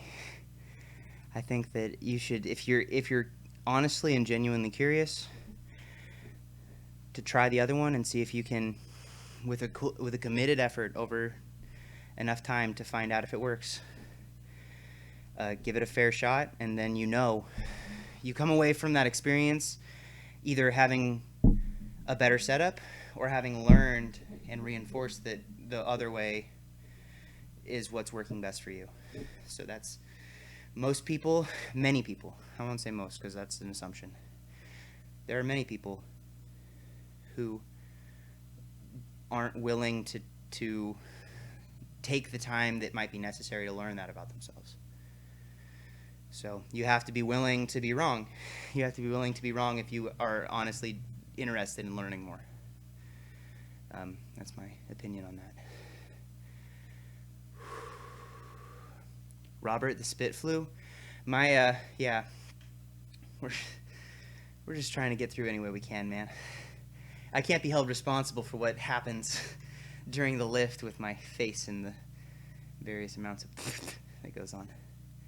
Philip, do you ever use straps for rope work? No, I do not. I do not. Thanks, mate. Your mindset oriented philosophy is very helpful. I hope so. It's the one thing you can actually control.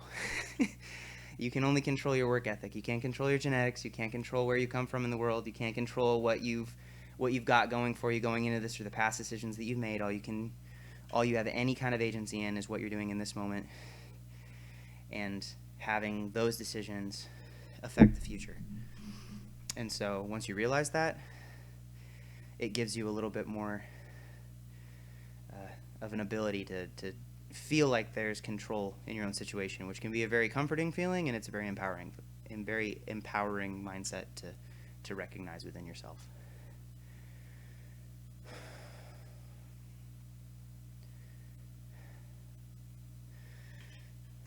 I'm in a weird spot on this last one where part of me wants to wait a while because there's this incorrect thought in my head that if I wait, maybe my hands will stop feeling quite so torn up. But I just also know that's not the case, and they're going to continue to feel torn up, and the longer I wait, the less that stimulation it's just going to let them feel like they do the next day, where you walk away from Like, your hands don't ever hurt as much during a session as they do the morning after a session where they got all torn up, right? And that's what's going to happen if I let myself wait too long before doing this last set. Because those reps weren't great in terms of, like, positions and how they looked. I didn't think they were very good. But they weren't hard like the first set of the pause work was, which is a weird place to go. Because sometimes you default to less ideal positions because they're more comfortable and they allow you to kind of sit into that just where you kind of default to, but you want to have a little bit more control in what you're doing. Because you're either practicing the right things, you're practicing your positions, you're practicing doing things the right way, or you're ingraining bad habits by practicing them the wrong way. And no one's even asking questions about this. I'm just talking to this is my internal monologue. This is what's going on in my mind while I'm thinking about this next set. And that's, if people are ever curious where I come up with topics or how I make my videos in terms of what I talk about, this is the kind of thing that I talk about with myself internally during these sessions.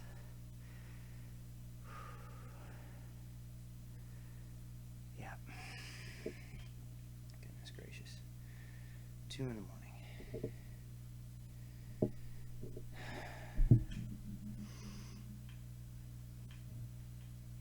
Fabian, you went to a local comp yesterday, so today you're in this torn mindset between being motivated to get stronger and being down because I'm just still so weak compared to everyone else. Can't control anyone else, man. You can only control what you're doing right now. So my advice in those situations is take what you can use, take the useful thing from that, which is the motivation to get stronger, that positive motivation that's pushing you to get better. And allow that to be your biggest takeaway. Because if you focus in on feeling inadequate or feeling like you're not where you want to be yet, that's not constructive, right? So focus on what can be constructive. Recognize that there's that negative thing in there. I'm not telling you to ignore it. I'm not telling you to pretend like it's not existing, because that's not going to help you cope with that. But once you recognize it, you have to deal with it. And once you learn to deal with it, once you learn to just accept that it's there, okay, this is a way to feel. Be honest with yourself. Think critically. Is it going to get me anywhere to dwell on this? Probably not. So, okay, it's there. I know it's there. I'm going to let that feeling continue on its way out while I focus in on this other thing, this motivated feeling that I can actually use and get some constructive mental energy from. So that's my advice on that. Much, much easier said than done. For sure. Jeffrey, do I do any accessory work for deadlift? Not in this session. I will not be doing. I will not be doing any accessory work after I got my deadlifts. I'm doing my bench press, and then I'm going to eat, shower, and I'm going to go to bed. Yeah.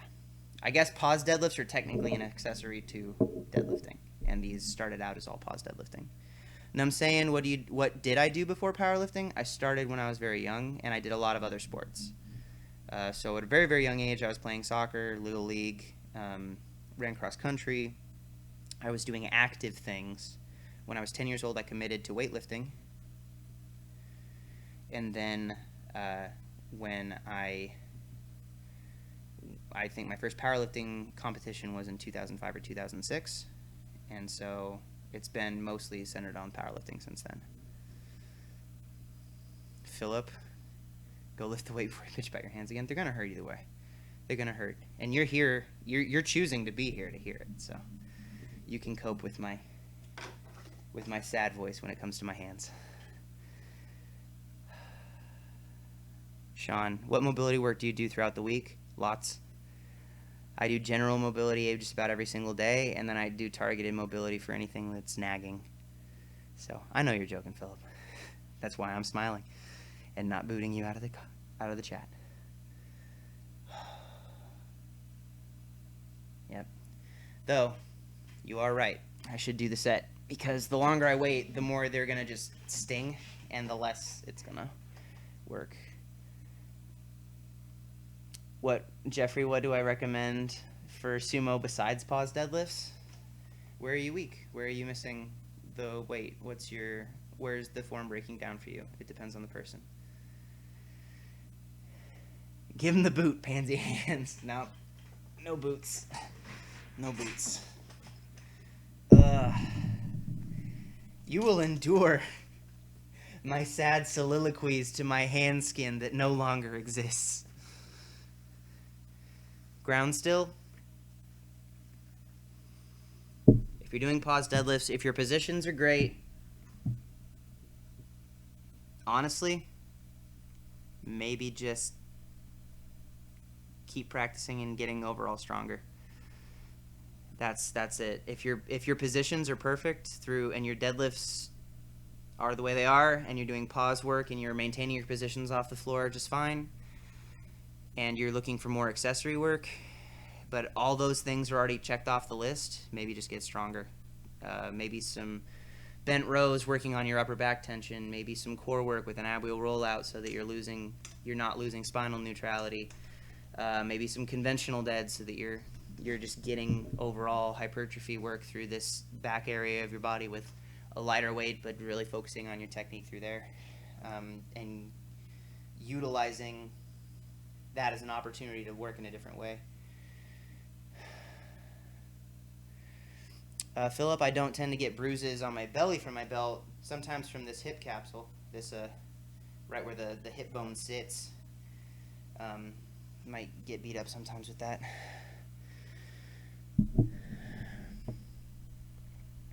And I'm saying, do you think good genetics can be superior to good programming? Well, I think that a lot of the times genetics allow you to be good in spite of what else you're doing, but I think that the best thing is to try and pursue good programming and make good decisions regardless of your genetics, because you can't control your genetics, so why even talk about them in the conversation, right? If it's about what you're capable of doing, then you shouldn't worry about genetics. You should just worry about what you're able to control and the variables that are within your means. So that's my thought on genetics versus programming.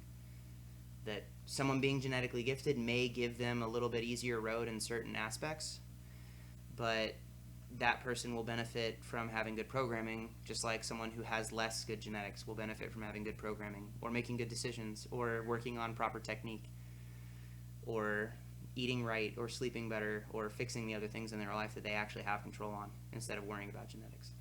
Not that I'm not saying that's what you're doing. That's whenever genetics get brought up in a conversation, that's usually where my head goes. Last set.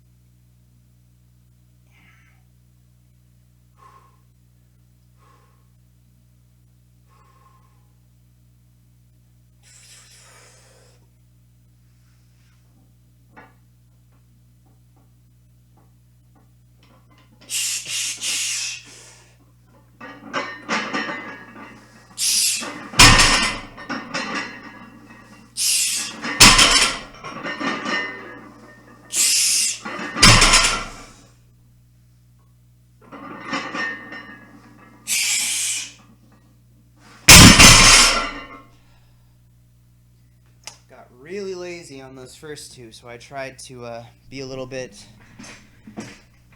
tried to settle down a little bit on the last two and reset a little bit more. Little bit. It's the only word I know right now, apparently.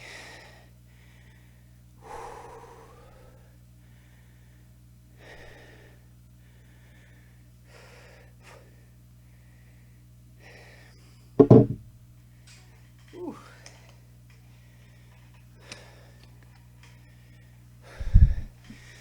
Tano, it's important to realize genetics are more than what you got from mommy and daddy. Your environment and lifestyle choices are what lifestyle choices you make are what greatly influences how your genetics express themselves. Right. So make better choices regardless of your genetics. Regardless of whatever material you have in your body that gives you an inclination to be one way or another. Make decisions and do that. Jesus, do I like lifting late at night, Ben? Not particularly. I tend to default to it, but honestly, I get tired, and I can feel it. I can feel myself drifting mentally, and trying to stay engaged within the set is more challenging when it's late at night. I just happen to end up lifting late at night because I'm not the best at time management. And so this is one of the things that if I get to the end of the day and I haven't done it yet, I still have to do it. Many other things, if I get to the end of the day and I haven't done it yet, I can do it tomorrow. That's not the case with lifting. It's been a very centering focus in my life in terms of consistency. It's a gift and a curse. Philip, all this talk of genetics, what do you think of Jesse Norris? I think he's one of the most physically impressive people in the history of the sport that I love. I think he works incredibly hard. I think that he has good genetics, and I think that combination makes him better than anyone else in the sport's ever been at what he does. So that's my opinion on Jesse. I've met him in person. I think he seems like a good guy. And I'm saying agreed, definitely don't know how my question implied that I think any other. I'm not trying to say that. And I'm saying, I'm sorry if it came across as that. I'm not trying to tell you.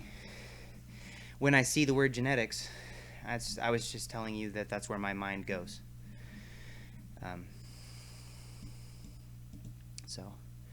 And again, remember context through, you guys hear my tone of voice and see a facial expression accompanying everything I'm saying. I'm seeing a little avatar and then the words. And so you guys are at an unfair disadvantage in terms of expressing what you're meaning through what I'm getting based off of quickly reading through a comment. I apologize if I misinterpreted what you were saying or offended you. Fabian, all right, guys? Or misattributed what you were saying into something that you weren't meaning for it to be said, I guess. Though I don't want to, I gotta leave, get some studies done. Catch you later. Good night. Good night, Fabian. Get your studies done. Get your studies done. Peter, excuse me. For some reason, when I'm deadlifting, the bar is not scraping my shins at all. The bar is a little bit too far away from me. Any suggestions? What I'm doing wrong? Should I actively pull it closer? Yes, definitely actively pull it closer. Maybe if you may actually be setting up too close to the bar and then pushing it away when you get into position. The bar should be set up either conventional or sumo, probably over the center of the foot with a little bit of space between your shin and the bar. So when you get into the bottom position, your shin moves forward and makes contact with the bar. And then keep your lats engaged, pulling that way. And I've talked about this cue before, but I'm going to demonstrate it again because I think it's really helpful for lat engagement on the deads.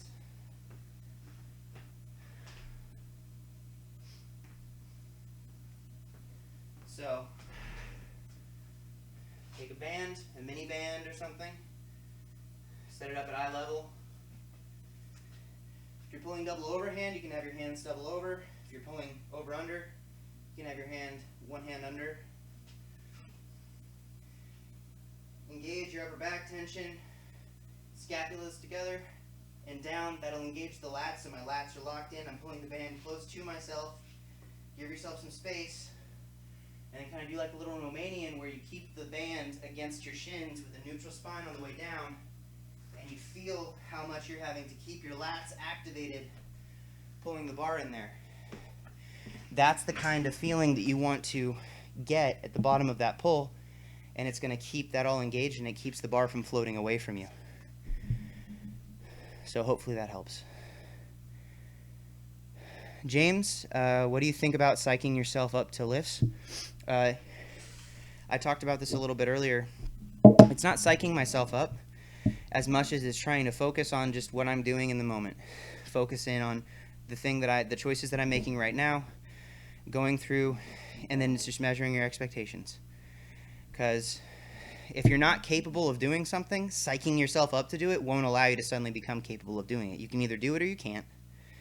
Accept that, and then focus on the things that you've practiced, the skills that you've honed, and the abilities that you've worked on developing, and then focus on doing those because you've been practicing it a whole lot. And then you're either able to do the thing or you're not able to do the thing. So success or failure is just the byproduct of you giving your best effort to doing the thing that you've been practicing doing. And that's how I psych myself up before a lift, with just acceptance of the work is already done. I just have to stay engaged and do my best in this moment and then make the most of the situation. So I hope that answers your question. That's maybe more of an abridged version than what I gave a little bit earlier. But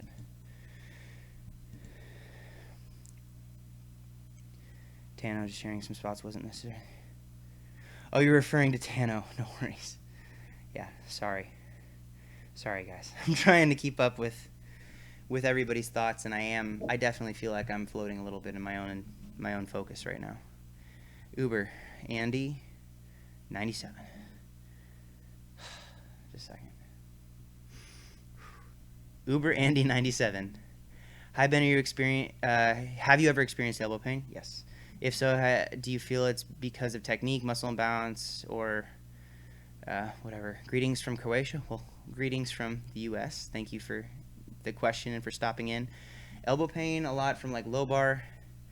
I think one of the big causal reasons for it, lack of upper back tightness, lack of shoulder mobility, and maybe a little bit of having your lats a little too busy from doing too many things. They're asking a lot of your lats all the time. If this gets too tight, it starts to pull on other things, and you lose some of that shoulder mobility. So you have to be able to maintain your upper back tightness. You have to be able to maintain a flexible enough shoulder girdle that you can externally rotate to get under the bar while internally rotating to put tension on the bar so you're not just whoop with the bar on your back. It's asking a lot of yourself. So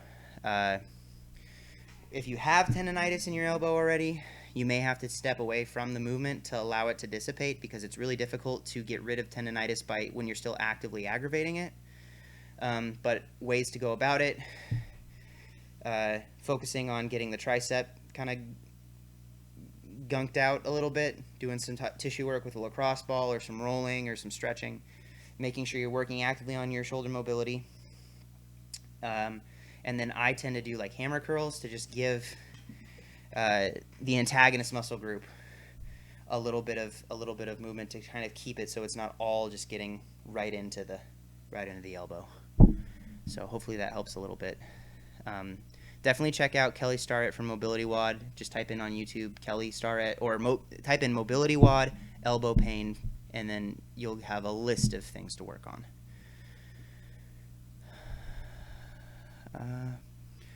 Philip, thanks for the stream. It's 3 a.m. there. Got to be up at 6 for work.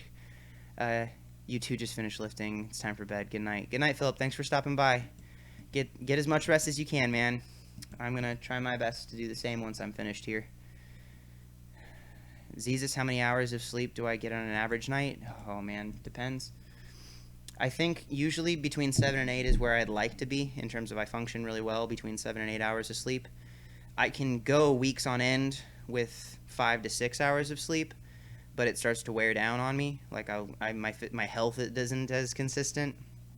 And then sometimes anything less than that, I can manage for a couple of days, but it really starts to, I'll be able to tell my lips will feel chapped. I'll feel my sore throat kind of feelings will start to show up. Anytime that I've missed most of my sleep for a couple of days in a row. So ideally, I would say average right now is probably between 6.5 to 7.5 hours of sleep a night, where 7 to 8 would be ideal. But I've had quite a few nights that are not ideal recently. So like last night, I was really struggling to go to bed. Anytime I have to wake up early, I for some reason can't get to sleep. I think too much and I have too much going on, and that's something I'm constantly working on, is trying to clear my mind enough to let me relax and sleep. But one of the most stressful things for me is when I know I have to wake up early the next morning. It gets everything going even more in my brain, where I'll stress out, and if I see what time it is, I'm like, well, I have this much hours. I do the math instantly. I've only got a few hours of sleep, and then I'm not asleep, and then I stress about that, and it keeps me up longer. So yeah, last night I knew I had to get up at like 6:30 so I could make it to Shelton in time to be there for the guys to help them with their meet today. It's an hour plus drive, and so I was getting to bed like 1 or 2 in the morning, and then it ended up me just sitting there wanting to sleep and not being able to until like maybe 4 or 5, and then so I only got a couple hours of sleep. So I went, helped at the meet all day, came back, got home around 6, 8, and then took a nap until 10. Because I knew that this workout wasn't going to go if I just was on 2 hours of sleep. I know enough about my body that I wouldn't be able to do it, because 6:45 for 4s for pause deads a year ago would have been a PR. And now I did it for 2 sets that felt horrible, or 1 set that felt awful, came back a set that felt a little better, and then 2 more sets without pauses. So that's what you're doing. Nigel, you're literally eating breakfast watching the stream. Well, thank you for eating breakfast and spending this time with me and all the rest of us. I appreciate it greatly. Divier, hey Ben, you're in the gym. Mom's first day at the gym. Would you suggest I teach her starting strength type program? By the way, I'm happy to see you too, brother. I would say start out with just movement pattern association things. Like I don't know your mom's athletic background, but just teaching people how to move is really beneficial in building the base. Instead of teaching them necessarily a barbell squat, teaching them something like a goblet squat with a kettlebell to help more naturally find some of those positions, or like a kettlebell or a dumbbell sumo deadlift to try and teach those positions rather than just giving them a barbell. James, thank you. Thanks, Ben. Awesome mindset. Well, I'm glad you like it. It's the one I'm trying to work on constantly. 8:45 toast tea. Most would say you're crazy for lifting at 2 a.m., but I get it. It's definitely crazy to do. And I had a very real conversation with myself about, is it worth trying to do the session tonight? Or should I, because when I woke up from my nap at 10 p.m. and said, I'm going to take me an hour at least to get everything ready, and then I know that it's going to take me longer than that if I want the workout to be decent. And if I'm going to stream it, which I like to do, but I had to finish figuring out, which, if anybody's noticed, we've gone 2 hours and haven't had the stream drop yet. So fingers crossed, hopefully we fixed some of the issues that we were having last time with my computer being a little jerk burger. Because I spent a couple days on that, but I was finishing up trying to get my computer to work. So it's the product of circumstance, I guess, is where we're at. Divier, that's what I teach, usually beginners, goblet squats. It helps to establish kind of the feeling of how you're sitting in, because a lot of people, when you put a bar on their back, their knees are going to come forward. You can't really do that as much with a goblet squat because the weight's centered in front of you, and so if you lean forward, it's going to pull you over. So it tends to be a good teacher.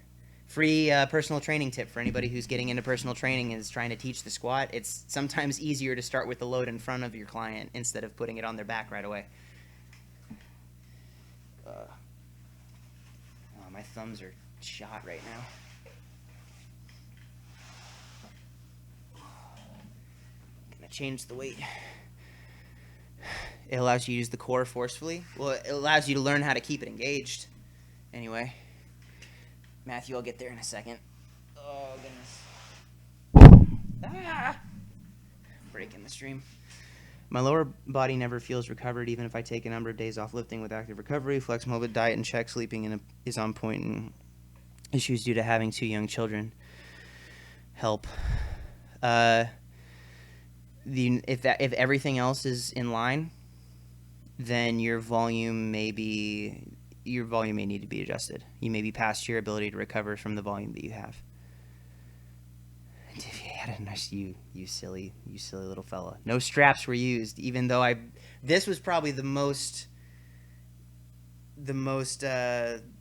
defensible situation from after having wrapped knees all day and my hands are all torn up in general, to where they were like just actually hurting on my first couple of working sets, but still, no straps will be used on this stream. If you ever see me using straps, it's because I'm doing a snatch grip deadlift out here. That's the only reason you will ever see them. And I don't do those at all, really. Sorry, Matthew. Yeah, I would say that if all the other things are in line, you may have to scale back your volume or adjust those kind of things, because you have your maximum recoverable volume, which is an important factor to keep in mind. And one way to measure that is seeing if you're able to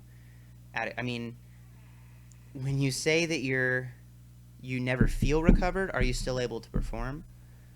Because my dad often asks me this question. He goes, do you ever stop hurting from the lifting? Or are you just in constant pain? Because sometimes I'll work out and it just hurts me for days and I just don't feel like going in to lift again. I said, yeah, that's just, you live in that. It doesn't become more comfortable. You don't stop being uncomfortable from the training. You just get more, you become better at dealing with it. You become more accustomed to it. And so that's really the thing that I would say is the key when it comes to if you're not feeling recovered but you're still able to perform and still able to progress, then it's just a matter of, yeah, you're just not always going to feel recovered when you train, especially when training is difficult. There are some points of a training block where you're intentionally you're pushing a little bit past your body's ability to keep up with a slight overreach, and then you have to taper that off and you see a super compensation effect where it benefits you. But for the most part, if you're not able to adequately recover to where your performance is dropping and all the other things are usually in check, then I would say that you might have to adjust your training volume. And if the sleep is an issue because of having 2 young children, bless you for being a parent, that comes down to priorities. Your children obviously take priority, and so sometimes training suffers from that. And so that's you got to still take care of your kids, and then we have to work within the situations that we're in. So naps are helpful if you can take them. When you have the kids napping, find a nap time for yourself maybe. Kenny91, why you train so late? Because I had a very busy day and wasn't able to train earlier. It's not usually a chip. Ben, you really need to get benching. I just looked at your bench volume. Oh, I was hoping no one would know. I was hoping you guys would be like, oh, deadlifts are done. Everyone's leaving. We've got to do 8 sets of bench still. It's okay. There's no way it's going to feel as bad as those squats did. Or deadlifts. I can't even think of what lift we just did. Oh, my goodness.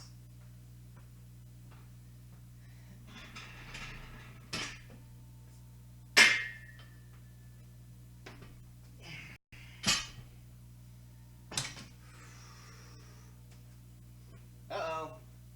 No. Stream Demon? Don't do this.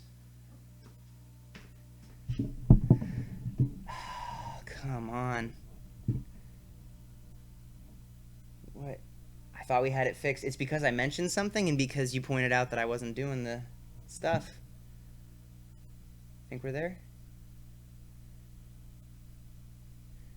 Come on, catch up. I think we're okay. I didn't even have to reset it this time. It reset itself.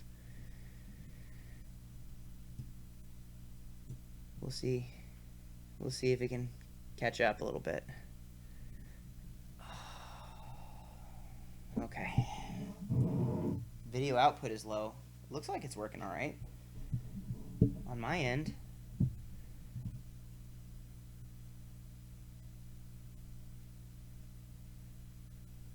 It's okay now, yeah.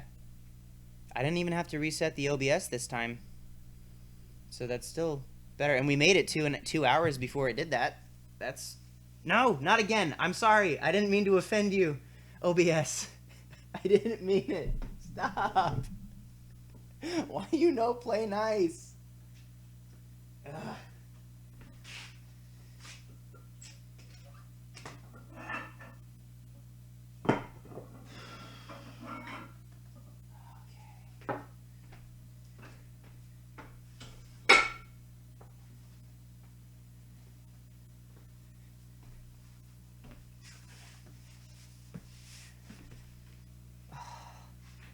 OBS Senpai, be nice. Works fine now. Yeah. If you guys weren't here, anybody who wasn't here for the Tuesday stream, where we had probably 3 instances where the stream completely dropped and I had to work on it for like 20 minutes to reset the OBS over and over again and couldn't figure out why. And then I spent the last couple of days working on trying to clear up the CPU usage and the memory usage for my task manager and the computer. There's so many other things running in the background of this laptop. It's just not ideal. It's not an internet connection. It's my laptop.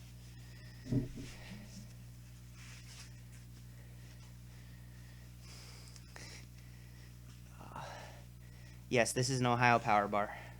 The one I took out of the rack is a Texas power bar that I use for mobility. That's why it lives in the rack. I'll roll out on that like a foam roller, but like worse because it's smaller and metaler. More metal. All right. I'm going to give you guys a little tutorial on unracking your weights for the deadlift. Step 1, no deadlift jack needed. Just take a 5.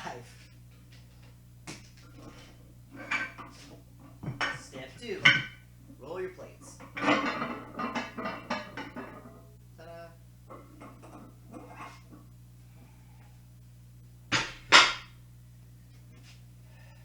Step 3, position yourself so you don't have to move as much to rack everything.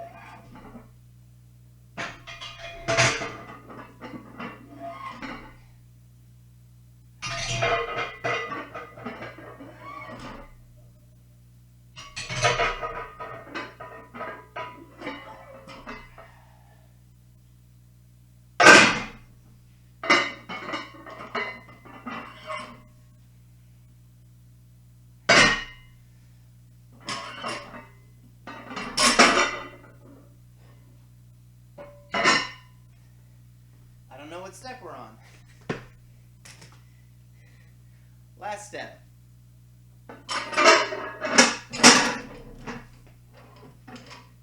Don't work harder than you have to. Whew. Break all the lights.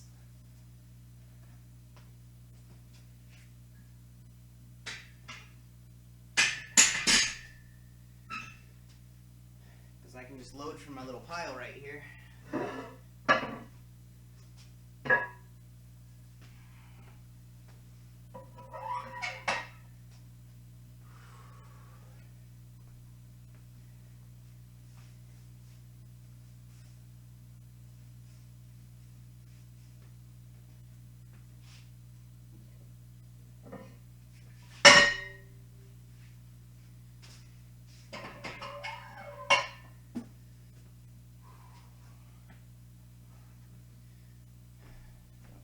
Quite yet.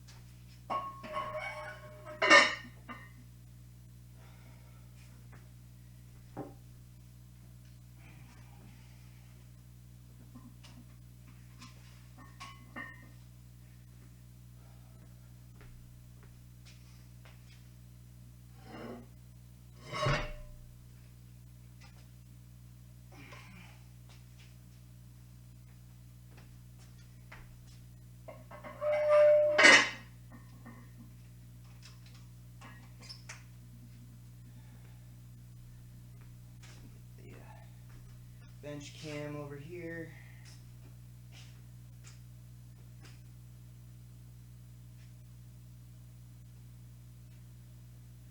So it's ready. Whew. Boy, oh boy. Where are we at? More metal square rage. Deadlift tracker. Ben is a pleb. Come at me, Robert. Come at me with your deadlift. Jack. How's that, Jack? Box Ross, I have indeed weighed the plates to make sure that they are 45s. My plates are actually just on the heavier side, which I prefer. Because at the rec center where I used to train, I eventually brought a scale in there and weighed all their plates, and they were on the lighter side. So I can't count any of the PRs I ever hit in that rec center. So it's good that I've beaten most of those PRs, if not all of them, because they can't count anymore because they were fake weights. Which, being a pound off for a plate doesn't sound like all that much until you've got 7 plates on a side, and that's a 15-pound difference. That's unfortunate.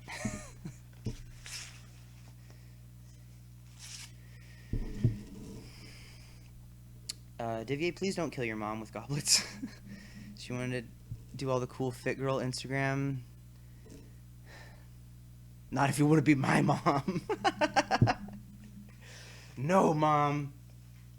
You don't lift like those booty girls. No peach emojis in this gym. Straight savage. I think we'll get along just fine. Yep. Divier the savage. What a weak comeback. Yeah. Well, it's late, Robert. And I don't need any comebacks because TSM. That's all. John Smith. John P. Smith, 84. Quick question, Ben. Have you had any major injuries? Yes. Found out that you have avascular necrosis, which will set me back quite a bit. How did you train around injuries? Step one is figuring out what is going on. That's usually the worst thing is when you don't know what it is. But then it just comes down to managing your expectations, just like with everything in lifting, is figuring out where you're at and what you need to do to progress, and then just being patient with yourself. My particular injury, the biggest ones, when I was in high school, my senior year, my junior year, tore my rotator cuff in wrestling, and it was an issue. It has been an issue ever since 2007.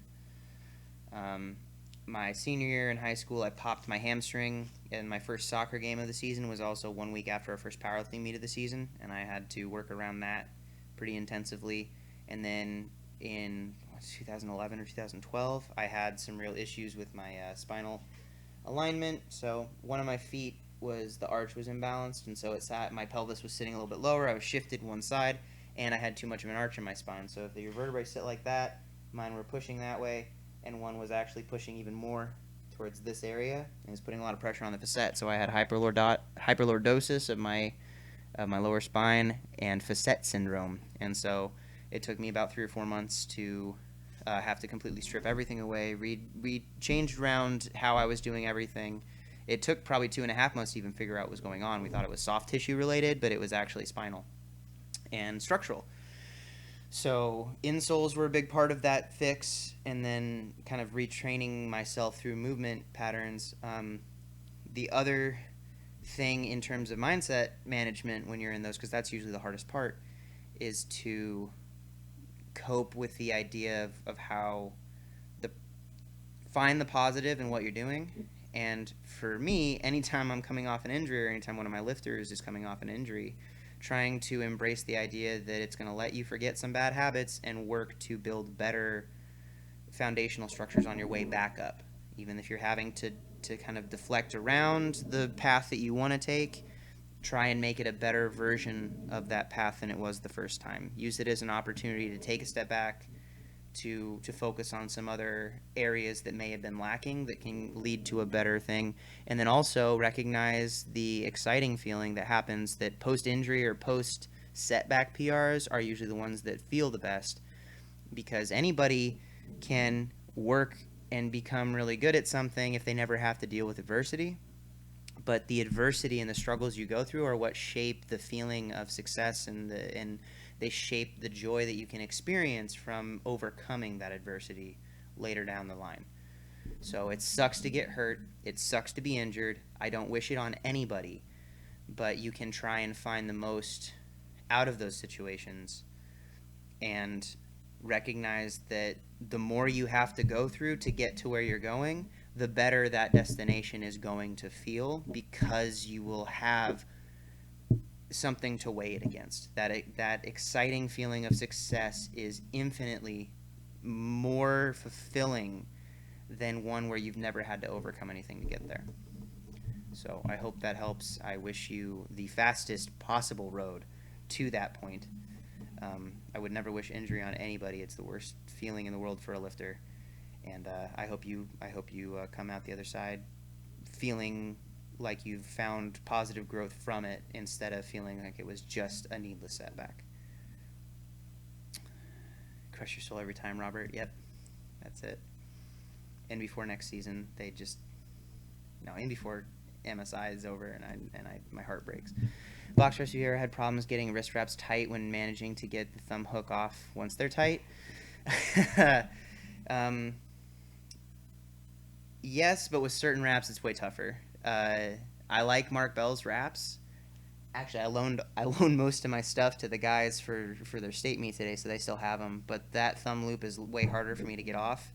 I think the other way to do it is to just pin that there with your hand, so that once you've wrapped it tight, then you have a little bit of slack just right here, and that gives you a little bit of an easier time getting the thumb loop off. I need to do another set. I'm getting caught up in these, and I want to talk to you guys more than I want to do this, so I have to force myself to do that. Ugh.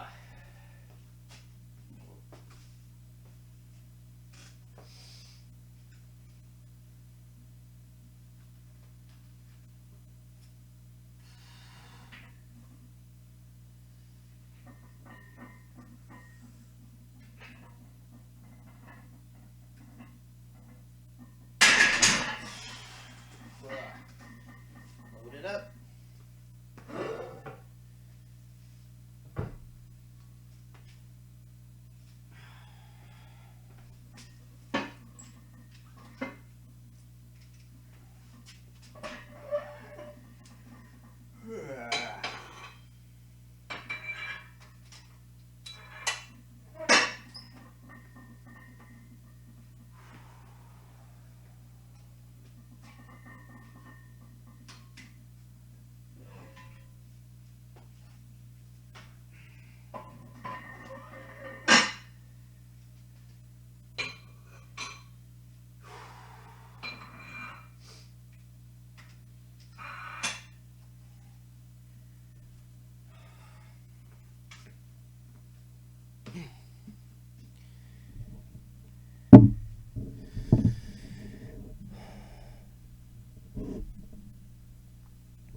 Ben, you got a Kong training session? I think you mean a long training session ahead. 8 working sets.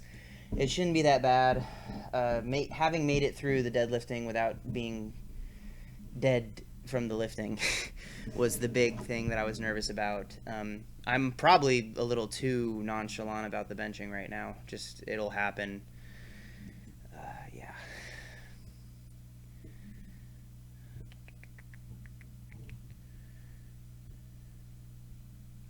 Xavier, in my powerlifting career, have I seen a PT a lot of times? I used to be sponsored by a chiropractic office. I got free adjustments all the time, and soft tissue work, ART. Not so much anymore. My old roommate was an athletic trainer, and so he would sometimes work on some stuff, like, the kind of guys who were on the field for football and like taping ankles and doing rehab work with lifters and stuff. And so I've been pretty fortunate and had readily available access to a lot of really good resources for those kind of things. John P. Smith, thanks for the tips. You never looked at it that way? Yeah, well, you got to look at it some way, right? And better to find the positives in those situations and try to move forward with that. And find where it can be constructive and focus on the constructive. So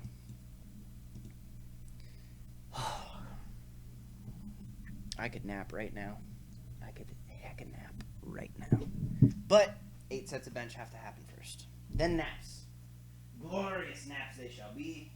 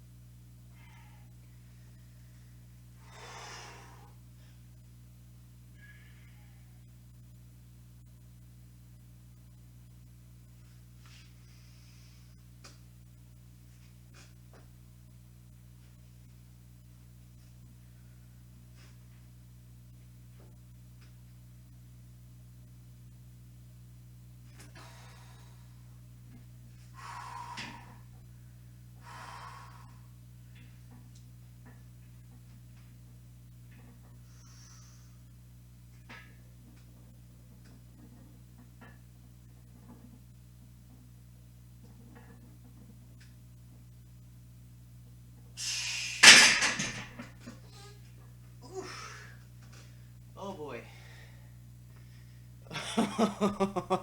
Oh boy. Well. Yep. All right. We've got our work cut out for us, boys.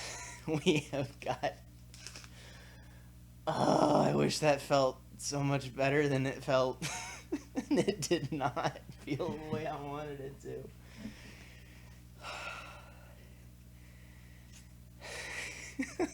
Oh no. I've got to do 7 of those. All right. We're just going to do it. We're going to do it. I know that I can do it. I'm sorry you guys are going to have to watch whatever these end up looking like by the 7th set.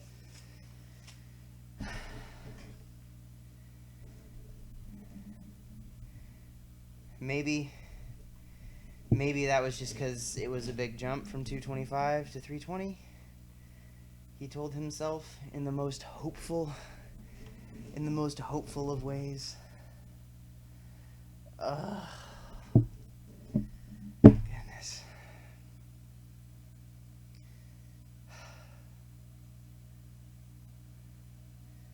Man, oh man. It's alright. It is what it is. One step at a time, one set at a time, one rep at a time. Not going to look at the whole thing. Just going to focus on what the next thing is. Stay in the moment. Doesn't do me any good to psych myself out thinking about set number 7 when I still have set number 2 staring right at my face. And there's no way that these are going to feel anywhere as bad as that first set of pause deadlifts did. Because that was the definition of just blah. I had to switch my grip. On my 4th rep from an over-under to the hook grip just to hold on to the bar for my first set. And then the other sets were all way better than that. There you go. You guys just witnessed me psychologize, sport psychology myself through a potentially negative mind state into a potentially overly optimistic mind state.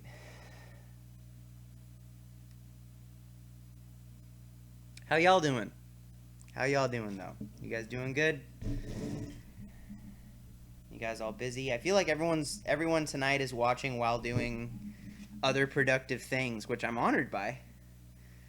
That you guys are taking time out of your workouts or Dietary training mom. Oh. DBZ Rules 95, morning from the UK. Morning.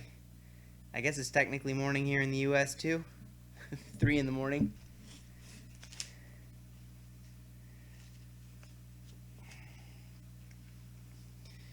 Breakfast. Jeffrey with the breakfast. Breaking that fast. I had a donut as a pre-workout meal. Robert is now lying in bed ready to sleep. You should probably sleep, Robert. You should probably sleep. I would be sleeping. If I were you and wasn't doing this, you'll stay up for Ben. Don't stay up for... I feel bad. I feel bad that I'm making you stay up. If you should be going to bed and you're going to watch me struggle bust my way through some pretend to squish yourself, unsquish yourselves. That's all these are. That's all the bench press is. It's a pretend squish yourself, unsquish yourself. Why do we even do it? He said, hoping that the bench press would stop being a lift that he has to train. It's good for you. Dwell in that which challenges you. Ben being challenger is stressful enough. You're relaxing for me.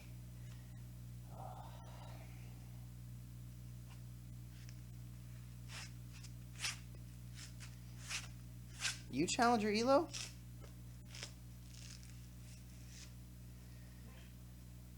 I did not know that. Mad props to you. Mad props to you. Ugh.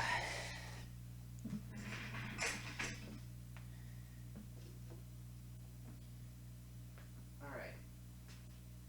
Set number 2. The return of the sack. Here we go.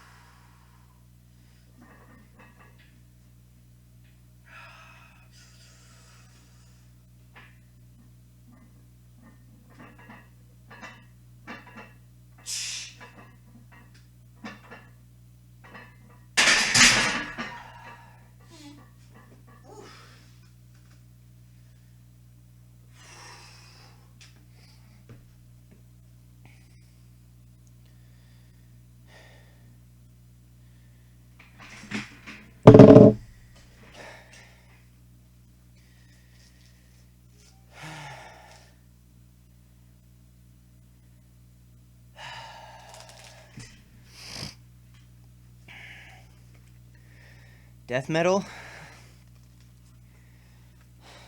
Death metal. I live such a metal lifestyle, though.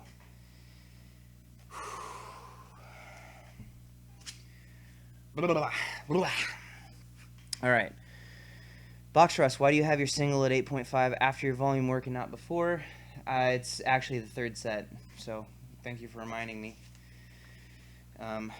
It's just easier to write it either before or after than to write 2 sets of 3, single, and then write 5 sets of 3 after that. So it's really just because it's easier to notate. But I do my single, anytime I do a top set for bench press, I always make it my third set, because in a meet, my heaviest set will always be my third set. And so I just practice that way. So elbow sleeves have to come off for that. No thumb loop on the top set. I'm not going to go as heavy as I did last week because I do not feel great. And I do not think, I think that I would much rather be underestimate my RPE for this particular workout than overestimate it because of how trashed I feel already. Robert lies down, must get back up to say, yes, I am going to lie back down. Well, congratulations, sir. That's very impressive to me. Jeffrey, what's your favorite band? I listen to a lot of different things. I would say probably my favorite music artist that I currently listen to would be Ed Sheeran. I like his lyricism and his musicality. I like the way he plays in his live shows, and I think he's a very talented artist. My favorite band, I think I have to say, the A Cappella group that I'm in. Technically, we're a band without instruments. That's probably got to be my favorite, right? I don't know. I listen to a very eclectic mix of different types of music. Box Ross, that makes sense. All volume work around the top set are the same weight. Yep. 320 is a percentage. No. We started on a percentage like 9 weeks ago and have just been making 5-pound incremental linear progression every single week. Goodness gracious. Can you tell it's 3 a.m.? Artheum, why so late, Ben? Because I didn't get a whole lot of sleep last night, and then went to the Washington State High School Powerlifting Championships and was helping my alma mater. They had a team of 7 lifting there, and so I was trying to help them out, and it was a great time. They did very well, given the small size of their team. When I got back, it was around 6 o'clock. I needed to nap because I didn't want to try and attempt this workout on 2 hours of sleep. I would much rather attempt it on 2 hours of sleep plus another 2.5-hour nap. So I did that. And then this is just the time that the workout could happen because I was gone, and then I had to nap, and now I'm here, and now you guys are here. And based on how those deadlifts went, if I wouldn't have napped, I probably wouldn't have been able to do this session. So I hope that answers your question. That's why so late. 3Moto. I just finished training. What a coincidence. Look at that. There you go. I'm in the middle of still training. I don't even know what my top set's going to be, guys. Not a lot. I don't feel good. I'll just throw 10s on. 10s on, do, what is 340? That's fine. 340 is fine for a top set.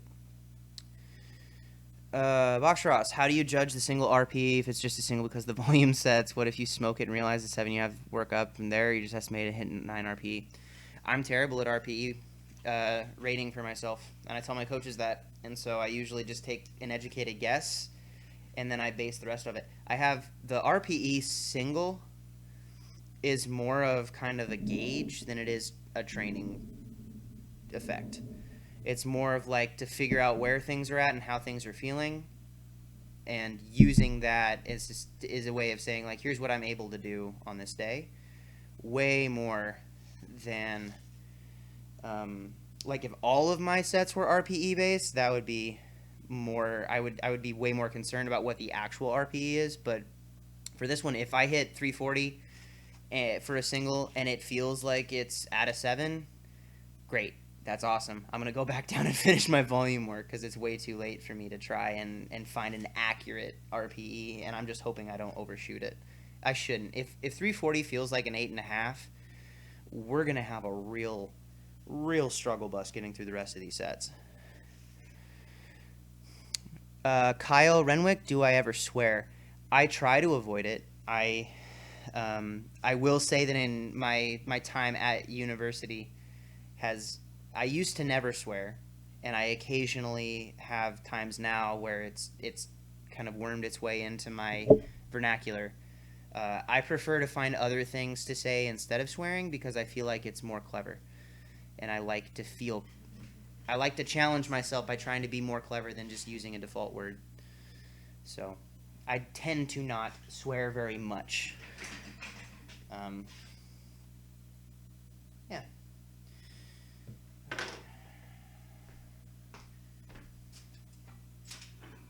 Just leaving the 2.5 on, putting the 10 on over it.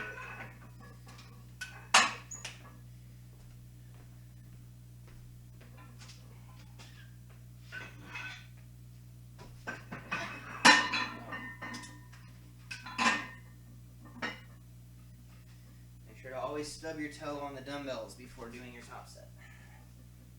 Thumb loops off. Oh, this is lovely already.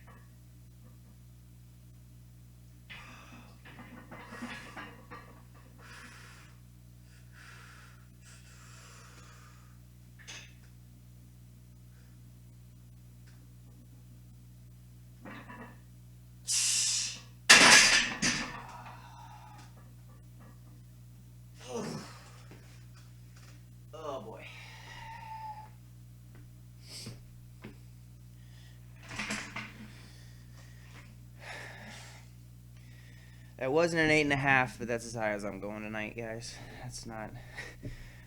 We're not going to chase the perfect matching the RPE on the single here. We still have stinking 5 more triples to go.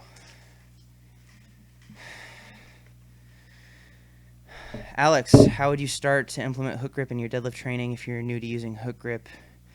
Through your warm-up sets. Practice on your warm-up sets. Develop kind of a tolerance to the discomfort. Get used to that feeling. And then at a certain point, you just have to end up committing. The first time I deadlifted 680 with the hook grip, I also deadlifted like 760 with the hook grip that same workout. Where I just the first time I ever went over 700, I hit a new suited PR at the time. So.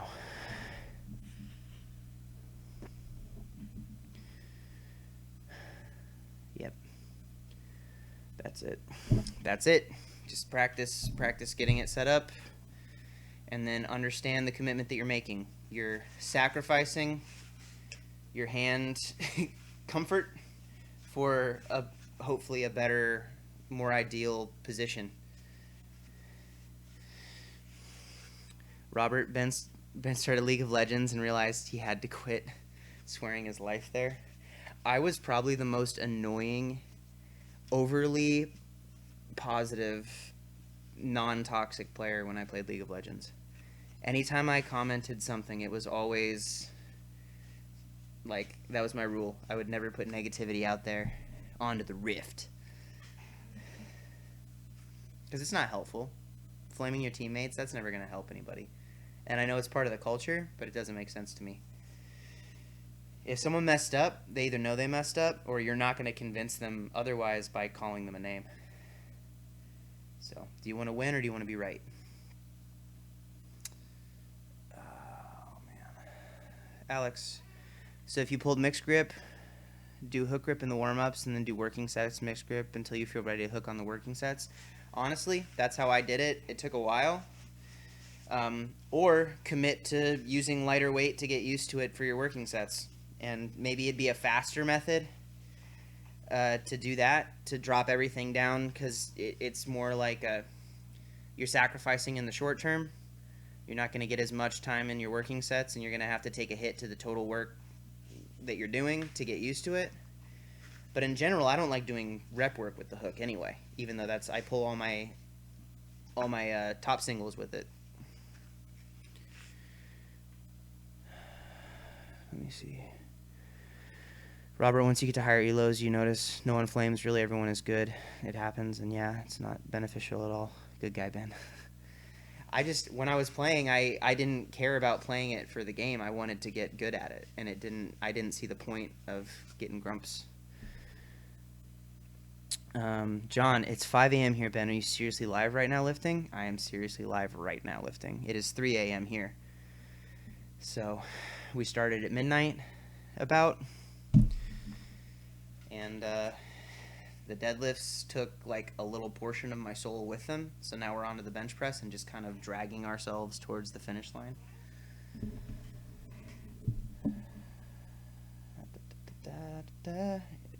Christian King Clickbait Fisherman Guma. What accessory movements do you do for squats? Pause squats. Probably just pause squats right now. I think accessories are very individualized to what the lifter needs to work on. I've done pin squats in the past. Tempo squats are really great. Pause above parallel squats. So squat to depth, come up right out of the hole, then pause, and then go. Those are fun in the worst way possible. I'd say that those are some good ones. Core work can be considered accessory work to squats, because having a stable core is up there. Upper back tightness. Anything that you're working on your upper back tightness can be considered an accessory to squats. And then just picking apart the lift and where you're weak and need to work on it. That's what your accessory should be based off of, to be accessory to the main work. Alex, also Ben, are you going to the European Powerlifting Conference in July? I will not be in Shannon, Ireland. It would be great to hear you speak. I would love to do something like that. I just am not going to be. if it's the conference that I am thinking of, then it should have a pretty good solid list of speakers anyway, and so it should be pretty good. Pretty good. Thanks. You're welcome. I hope, Christian, I hope if you had a specific question, like if you had like, oh, here's where my squat is bad, maybe I could be a little bit more specific with an answer. But in general, that's anytime it comes down to accessories, I don't like to give like, oh, here are the 3 best things to do, because you might be a lifter that those don't apply to. Jeffrey, what bench accessories you do? I seem to respond good to board presses gain 10 kilograms, kgs on a PR in 2 months. For me, we do a lot of things this training block to prevent me from sinking as much and force me to hold a little bit more tension. So my variations of the lifts, I vary where my grip is. And on my second day of the week, I do Spoto presses. So I do a 4x4 of regular benching, then I do a triple of Spoto presses, then I take a percentage off of that and do 3 sets of 5 for my Spoto presses for volume work after that. So it's like 8 working sets of bench on Tuesdays after my 6x6 on Mondays of regular bench press. I do t-shirt bench press on Thursdays, so I'm touching my chest, but I'm not allowing there to be any sinking, or I'm trying to prevent it. And then this is just regular bench pressing. Close grip I've done a lot of. I've done dips because my triceps can always be stronger. Yeah, that's what we've been using recently. I'm gonna take the 10s off. I remember they're still on there, but I'm too lazy to get up multiple times after wrapping the wrists. Set 3 was 340, and that was a single at like a 7. We're calling that good. And set 4, back to 320. Blaze it. No, that's not right. Okay. Oh goodness, I'm tripping on my towel. It's good for you. It's good for you. That's why we're doing this.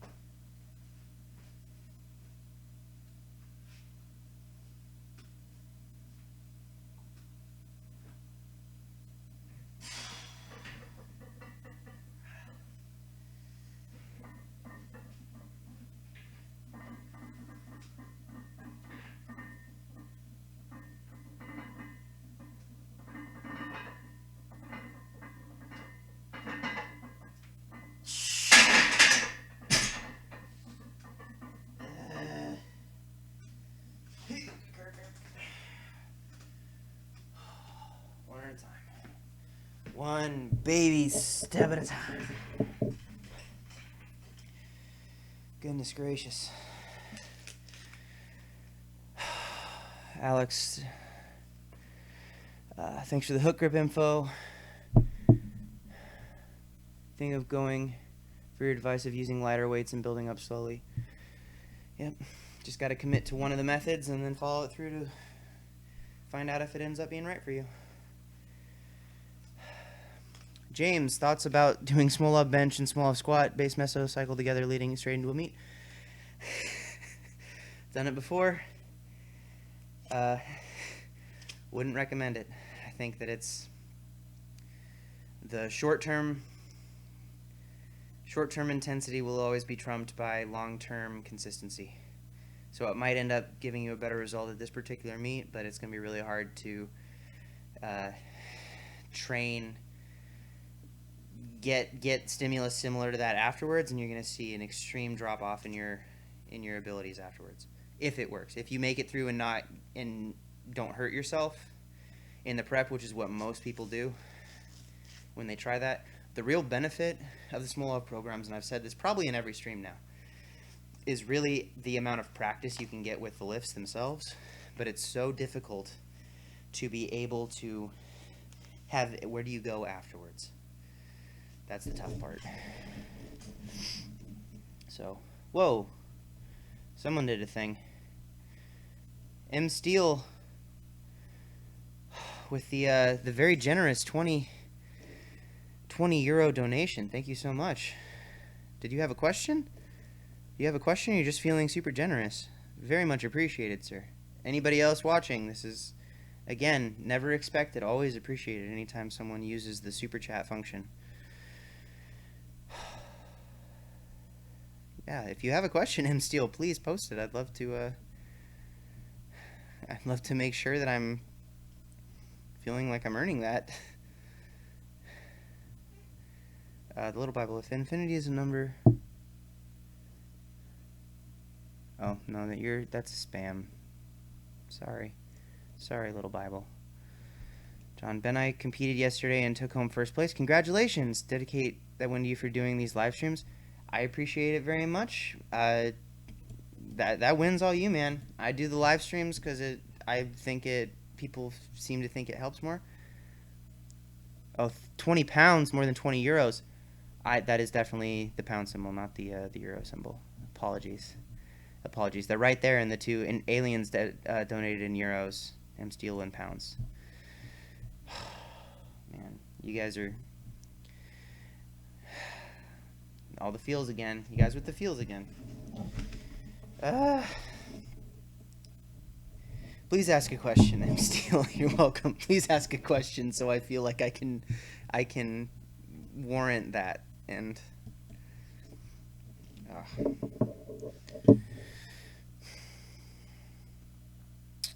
Alex, in September I'm going to start an MPhil PhD in trying to develop a new genetic test for testosterone, where we're looking into changes in gene expression. Sounds very interesting. Very curious. Good luck with that pursuit. I'm very interested in hearing what your results are. I look forward to reading your published works. Simon, well, Ben's gonna refund that if you don't ask something, bro. I just really want to make sure that you are having the opportunity to ask a question for something that is such a generous act. Because I do these with the intention of them being free, but that option is there if people are in a position where they feel a desire to give, and are coming from a place where they can.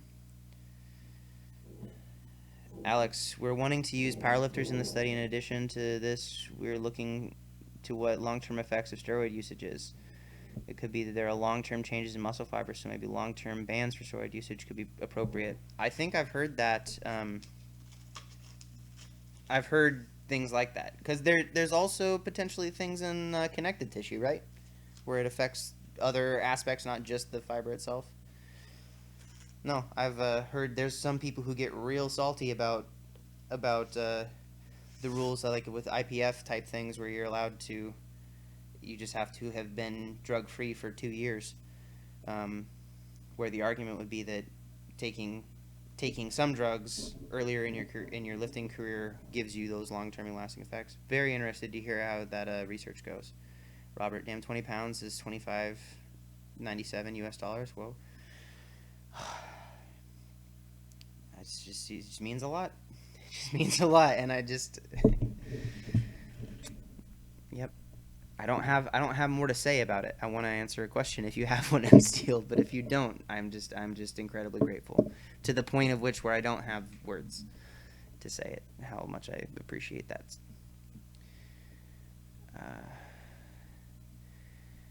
Alex, I'll come back to your question after this next set, because I do need to get another one in. Where are we on set? We did this one. 250. This one. So we're on set 5 of 8 right now. We're getting closer. Getting closer.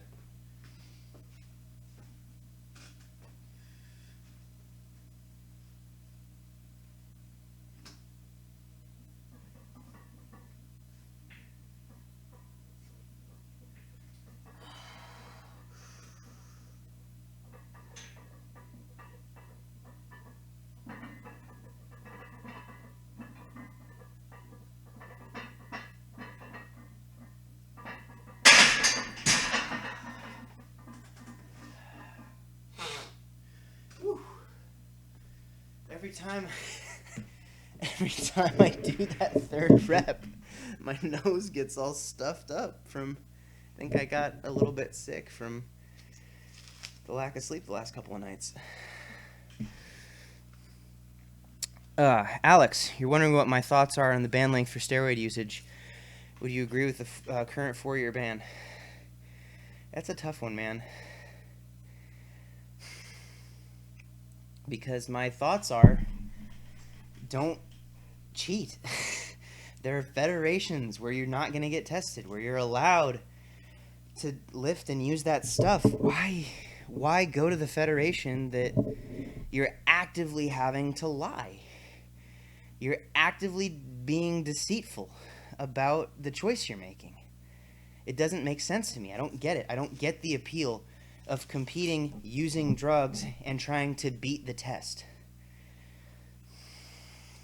So, my opinion is that if you're using drugs, you just shouldn't compete in drug-tested federations. Right? Like, if you're using anabolics, I just don't get it. I don't understand the draw.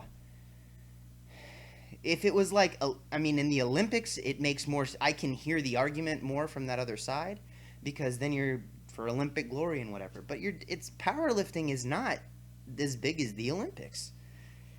I don't get the appeal. The financial, if your goal is to become financially wealthy by going into powerlifting, you picked a tough route.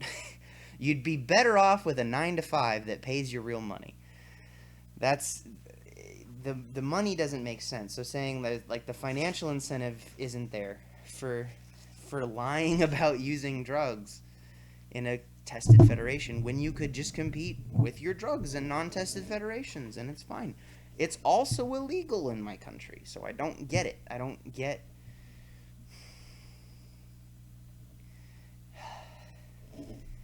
Yeah, I think that my personal stance is if you get caught actively cheating and being deceitful and trying to cheat in this, whatever your reasoning is, just sounds like you shouldn't compete in that federation. You should go find a federation where they don't care what you're putting in your body. Anyway, Simon, you're down the coaching chain from you. You coach Mark. Mark coaches me. Oh, Mark's a good dude. Mark's a good dude. I'm sure that you're having a good time. We're getting him ready for Worlds. Mark McQueen getting ready for Worlds. The Scottish Scream. He's got big things coming. Big things coming from Mr. Mark. Alex, the steroids increase the number of myonuclei in the muscle fibers after you stop taking them. The myonuclei remain. Then if you stop training, you lose muscle size. But because the myonuclei are there, you can build muscle faster and get closer to where you were with the steroids. Yeah. Based off of that information and the idea that you're basically getting caught, I understand people make mistakes.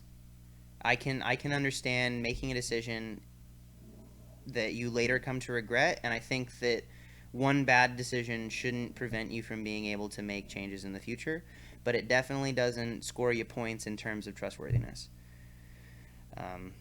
So that's a tough thing. I think 4 years sounds like enough time to give someone the opportunity to make a real change in their behavior.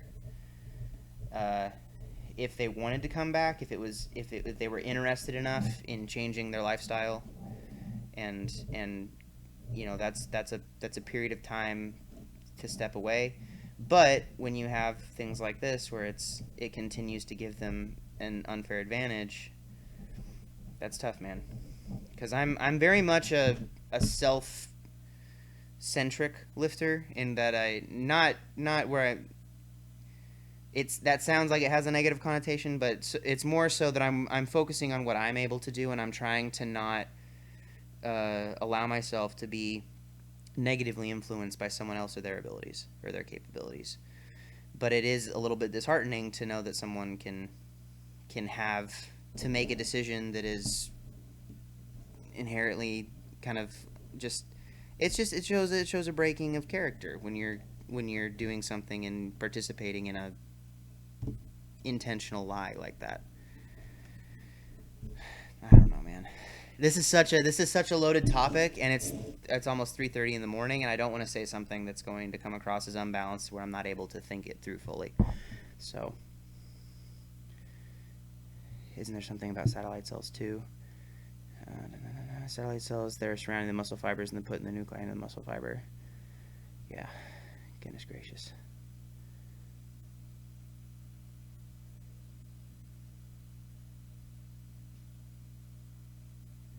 Where are we at?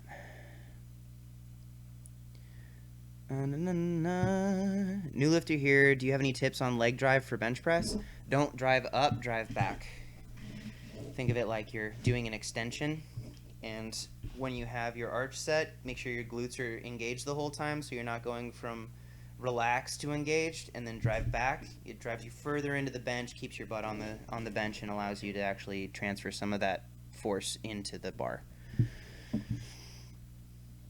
Sports like athletics won't have this option for people to compete in untested federations. That's true. That's true. I'm definitely looking at it from a powerlifting centric point of view. It's illegal in the UK where I am too. Tom Bugler, it's kind of illegal in the UK. They're not illegal to own. For use for personal use, they are illegal to sell or to own in large quantities, intent to sell. Yeah. That's the thing when it comes to legality. I don't think that they should be illegal.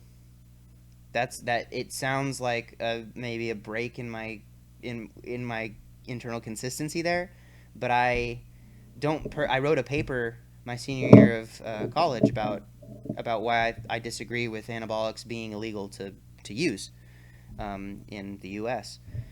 And what it kind of comes down to like personal choice and like if you're doing these things, but just because I disagree with a law doesn't mean that I am going to disobey that law, unless it is harming someone else and it feels like I have a moral, like, I mean, slavery in the U.S., my country has a real nasty history with this thing that for a time was completely legal and was supported by the government, and it's this huge, just negative mark on history, where in those kind of cases where a law, an unjust law is no law at all, but there are certain other laws like bans on those kind of things that I, just because I disagree with the law doesn't mean that I'm not going to live by it, in regards to something like steroid legality, even if I didn't want to use them myself.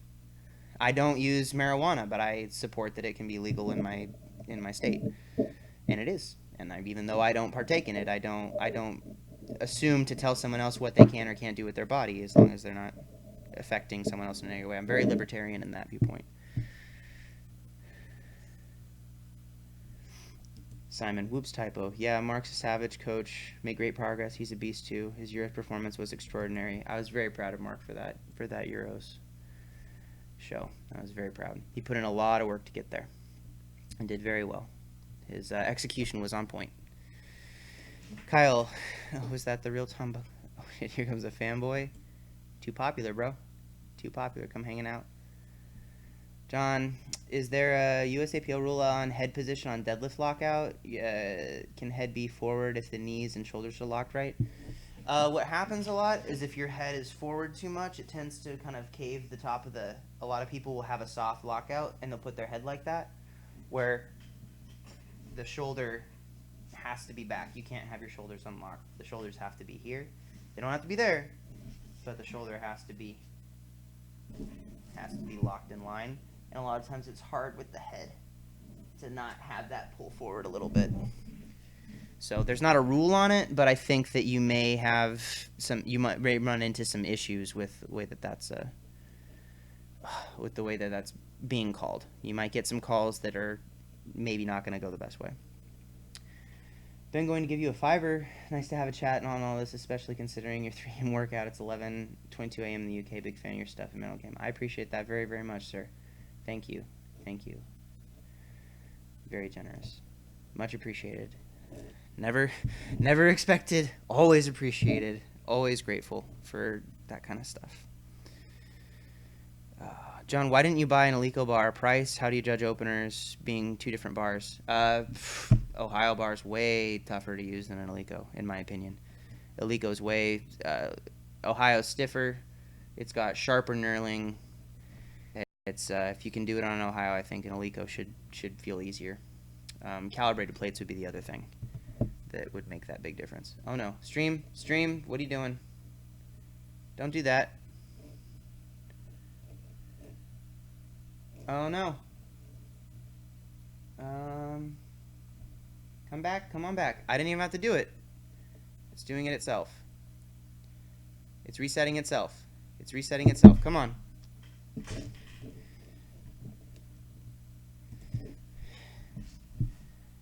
It's coming back.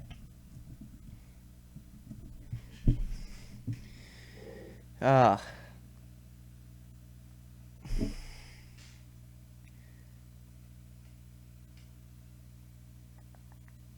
All right, we'll wait till the stream stabilizes, then I'll answer that question again. Okay. Stabilize, video outputs. You guys are on a little bit of a delay. Golden. Yeah, you guys are on a little bit of a delay, so I'm going to wait for it to stabilize on my end first, and then I'll try to answer that question once it says the stream health is back up to normal. Where you at? Where you at, YouTube? What do you do? We golden. It's saying the video output's low. That's so annoying. Come on, OBS. No, I didn't mean it. Calm down. You settle. You sassy little program. It teases me. I said the word and it just boop turned from green to red again. Okay. Difference between an Alico bar is $1,000 to buy for a competition Alico bar.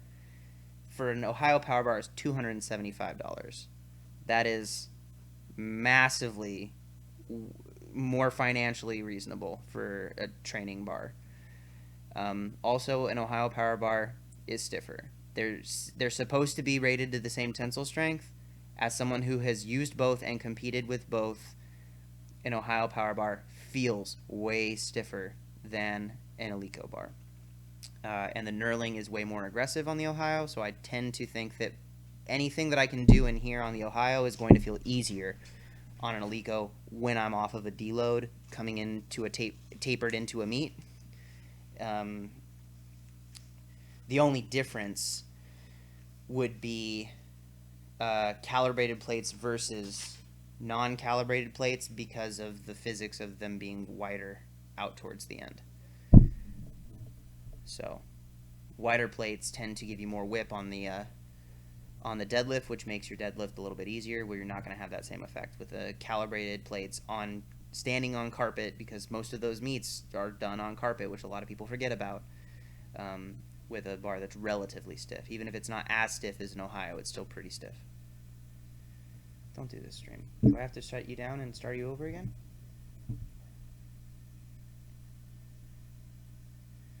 Okay. Well, we made it at least 3 hours before it started doing this, so that's an improvement over last time. At least. I'm going to do another set. And if the stream drops out a couple of times, it seems to be fixing itself. I haven't had to restart the OBS yet, so that's beneficial.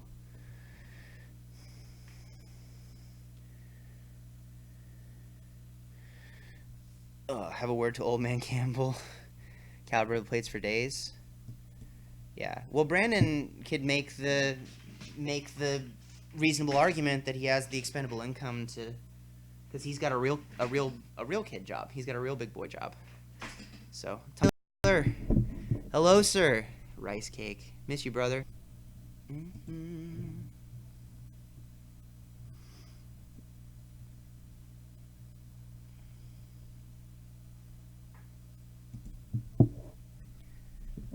Come on.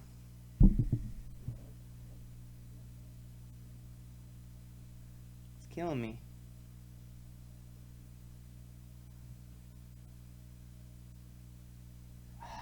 Do the set anyway.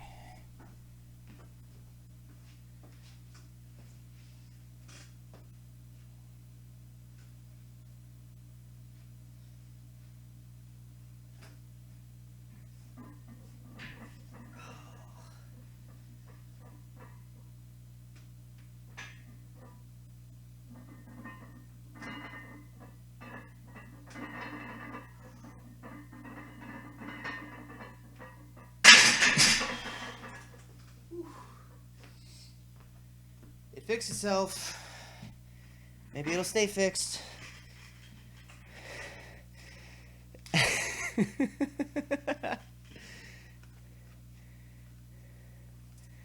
Gone. Well, Alex, welcome to the stream. Counted the chickens. Brother, you're getting one late workout in. All you had to do is say Tommy Taylor and the stream crashed. I did the set. You saw the set. Hopefully it still worked. No, come on. OBS. Get your stuff together. The dang goblin. The dang stream goblin. It's going through still. Well, I thought I had it figured out. We're getting closer. It's still way better than it was the other day. Tommy, you must be a demon or something. It's funny because Tommy is one of the friendliest guys you'll ever meet. But if you saw him, he looks like a very mean guy. He's got tattoos all over and big gauge earrings and a nose. Is it like a horn, like a bull horn? And for the first year that I knew Tommy, he never corrected me when I called him Tony for an entire summer. And I thought his name was Tony. And then one day, someone else called him Tommy. And I said, why do they call you Tommy? He goes, that's my name. He was too polite to correct me for an entire summer calling him Tony. Boom. Tom, your university club is looking into getting competition, or Tom Bugler, not Tommy.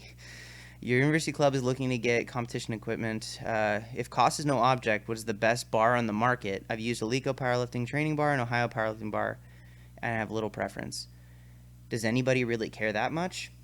I don't think so. I mean, at the Arnold Classic, we used an Ohio power bar in the competitions, and that was some of those were international level events. So, I mean, you're paying for the name with the Alico. It is the IPF standard, but in Ohio is so much cheaper, and I think it's comparable in quality, and you don't have to feel bad if you mess it up, if you beat it up a little bit more. So that's just my thoughts. I don't have anything against an Alico. If they weren't $1,000 to buy one, I'd probably get one. John, when do I sleep? When I'm able to, man. I would not plan to have a workout start this late on purpose. 5:35 in Texas. Yep, 3:35 a.m. right here. So we're winding down. That was... Uh-oh. What set was that? 6. That was set 6.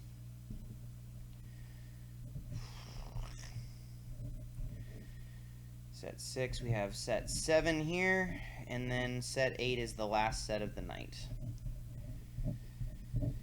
We took so long through those deadlifts because that first set of pause deads with 645 was so horrible feeling that I don't think we could have really gone a whole lot faster through them. We could have. I could have gone faster. I think that I would have not had a much better result from going faster.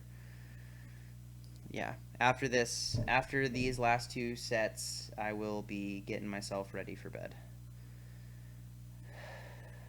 And next week, we will try once again to reset. I don't have a state meet that I will be helping kids at next Saturday, so we'll hopefully not have to be doing this on 2 hours of sleep plus a 2.5-hour nap. Tom, doesn't sound like the huge difference between them. Here in the UK, we're talking $350 for the Ohio Power Bar, $1,050 for the Alico. If nobody cares that much for the Alico, might as well save the money. Yeah, I feel like the biggest differences that I feel like I notice would be that the Alico feels like it has less aggressive knurling, so it doesn't tear your hands up quite as much, and it's just a little bit less stiff than the Ohio. That's the only difference. Everything else, the dimensions are the same, the length is the same, the general feel is the same. When you get to a certain weight, you start to notice a little bit more whip in the Alico, in my experience, and the knurling on the Ohio is a little bit sharper. That's it. Alex should have used... You don't say the S word, my friend. We don't need to say the S word on this. This is a STRAP free stream. Kyle, Iliko knurling feels really pleasant after pulling on the Ohio for months. Yeah. I mean, you can manage the Ohio. You can manage it. It doesn't always tear your hands up. Today was a bad example because, like I said, I've been wrapping people's knees all morning, and so my thumbs and the tips of my fingers are all shot. So my first real heavy set was just felt like rubbing a cheese grater along my palms, but sorry about using the S word. Yeah, Alex, you know better. You know better. Hashtag triggered. This is my safe space where I can tell you not to use that word. I like that that's a stream meme, though. That's a little fun thing that we all get to share together in this strap-free environment. Box Ross, have you found the lead to taper now? Longer now that your total is much higher than when it was around 1,200 pounds? Do you need longer to recover to dissipate? I actually probably spend less time tapering in terms of workouts into the meet. Overall volume tapers pretty soon, but I do so much volume in my normal kind of loading blocks. But I'll train up to 2 days before the meet pretty, with a decent amount of lifts still in the programming. So hard to say.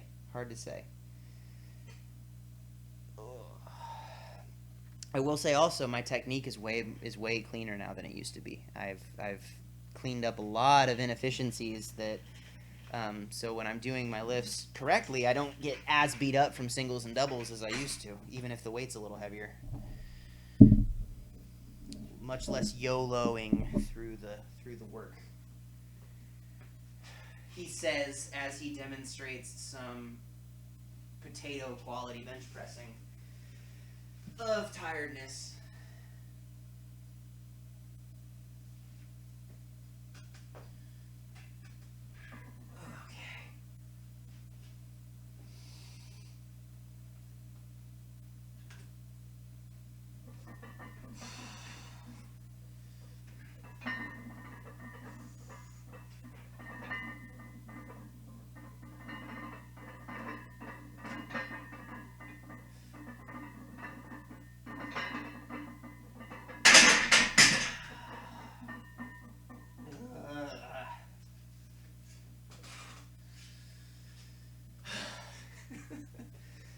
Just get to the end of the set and I just want to nap right there. Boxers, has your taper weeks changed from how they used to be? Yeah, a large part of that is because Eric and Hanny handle all the programming now. So they're making decisions that I might not have made. In leading into nationals, I was doing sets of 4 still a week out on my squat, and at the time I had a 644 squat at 205 on a 45-minute weigh-in because I was a dingus and my water cut went horribly and I had to spit out the last pound. Awful, horrible experience. John, what about wrist wraps on deadlift? Does it even work? Some people do it. I don't like it. I don't like the feeling of having numbness in my hand. I like to feel the weight. I think that the idea is if you make a fist, if you close your hand really tightly, and then you wrap it tightly, it makes it hard to actually open the hand. And so I think that's why some people use wrist wraps on the deadlift. I personally can't feel the benefit of it. PWRE, greetings, Ben of the Chub. Hello, sir. Welcome. Did you respond to my email? You probably did. You probably responded back, and I probably missed it. Our schedules, my friend, are not lining up. Mostly because mine is crazy. I'm working out it's almost 4 in the morning, and I'm still finishing a workout, so. Kyle, I think most of them do it because wearing wrist straps feels cool. I would maybe disagree with your conclusion, or I would disagree with your reasoning, but I like the conclusion. They do feel so cool.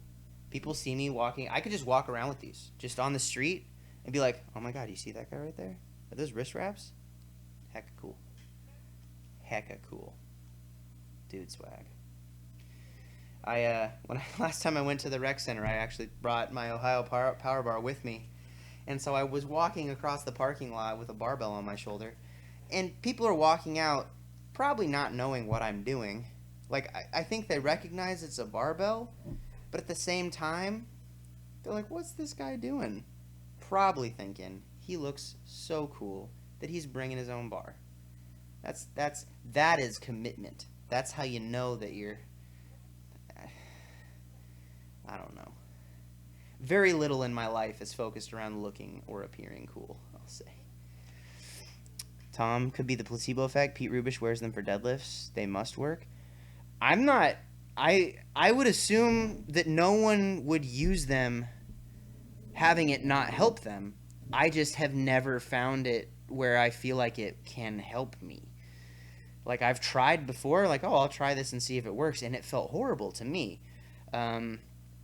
Maybe I just didn't try it long enough, but I don't need to ever. I don't think I would have any benefit wrapping my wrists when I'm using the hook grip, and all of my competition deadlifts in the foreseeable future will be done with that, so I don't think it's worth even me bothering with. Pete Rubish wears them. Does he? I didn't know Pete did that. I didn't think Pete wore wrist wraps for his dads. I must be out of the loop, man. I'm getting off my game. Not up and up with all the hippity hops. Strymon, when you started lifting, you had no idea what the difference between bars was. Oh, there's a lot of people who still don't know what the difference between bars is. That's okay. You don't need to know the difference if you're just starting lifting, because it won't make it. It doesn't make a difference as a novice lifter if you have zero experience with coming in. Like, because the thing about a deadlift bar is the more weight you lift, the more you get out of a deadlift bar, because the more the plates stay there and the bar will flex off the ground before the plates clear the deck. And so a novice lifter, you give them 2 bars, they probably wouldn't notice, except the deadlift bar may feel a little sharper and thinner in their hand. Robert, Ben, you just keep telling yourself carrying that bar made you look so cool. I don't need to. Everyone else, I could tell just by the looks on their faces that it looks so cool. Hecka swag. John, notice the difference when you take your elbow sleeves off on bench? As in, do I feel weaker? I use them because I don't feel like my elbows get beat up as much. It's definitely precautionary. It's me trying to. It's preventative. It's a preventative measure for my main work, just because I do so much benching. I didn't do it in the past, and then adding them in my last training block really helped me manage elbow pain. I still make sure that I always do my top sets without elbow sleeves and without the thumb loop on, because I never want the top set to feel easier because I'm using equipment that's not allowed. So I think that's where people get themselves in trouble. Like, I don't think there's any problem using things that as a protective, preventative measure for work when you're doing so much volume. Like I said, Monday, my benches, I do 6 sets of 6 on bench. Tuesday, I do a 4x4, then I do a triple of Spoto press, then I do 3 sets of 5 on Spoto press. Thursday is a top single, and then a 5x5 with t-shirt bench press, and then this is 7 triples and a top single. So I'm doing plenty of volume where I don't feel like I'm missing out on a whole lot of work by having my elbows be a little bit protected. Also, these are probably the least assistive elbow sleeves on the market. I think if I was using like the SBDs or something like that, it might be a little bit a little tougher. Pete does for sure. I believe you. I believe you guys that Pete wears the wrist wraps. I just must not have been paying attention. Ian Bell wears them. He's a single ply lifter in the IPF, 814-pound deadlift with an over-under grip. He wears wrist wraps. I think Jesse does. I think Jesse Norris wears wrist wraps when he pulls. I've seen many successful people do it. I just don't.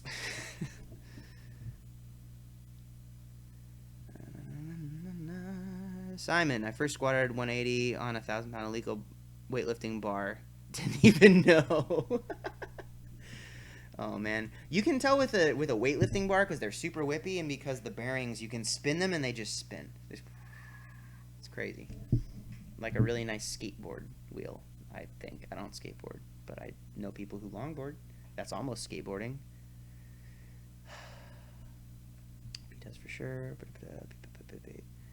John, you keep the thumb loop on just for my main working sets, because then I don't have to take the wrap all the way off. I'm hecka lazy. I used to take it off every single time, and it's just I got so the volume of how many presses I end up doing in a week, I just get so burnt out on it. It's laziness. I wouldn't recommend it. That's pure laziness on my part.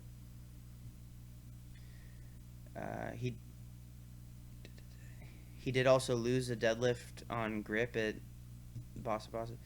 Yeah, Pete's had some struggles with grip in the past, I think. I mean, granted, it's tough to, grip becomes an issue when you're pulling more than 800 pounds. It's hard to hold onto the bar. PDBR, you don't think Jesse uses them?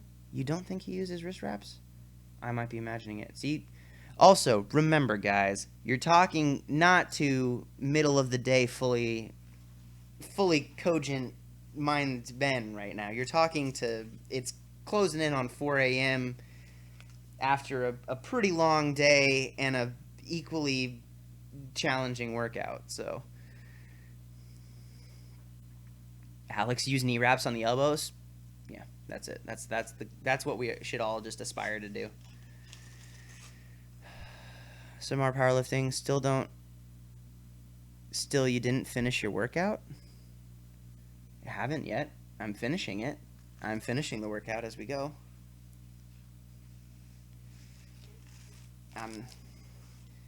I'm almost done. I have one set left. I can't count worth anything.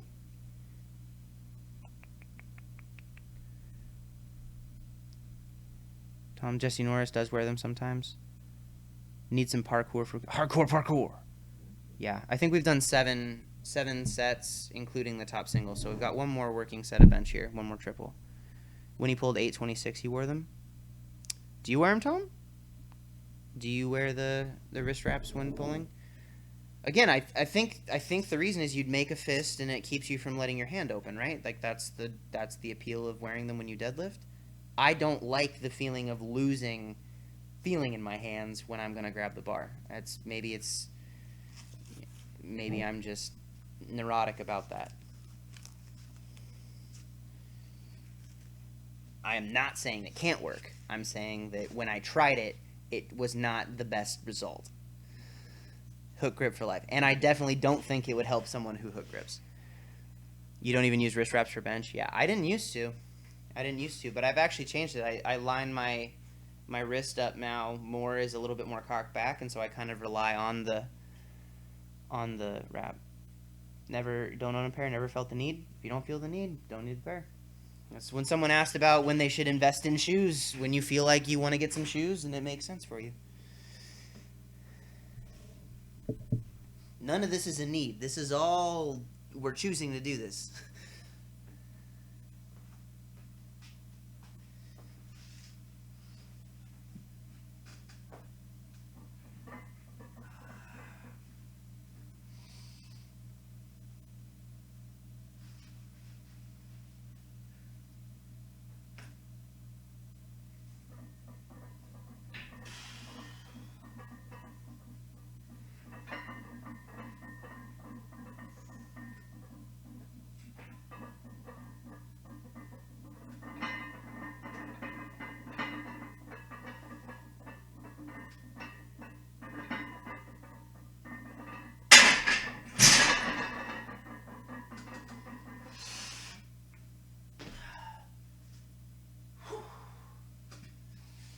With that, the workout was finally slain to completion. Goodness gracious.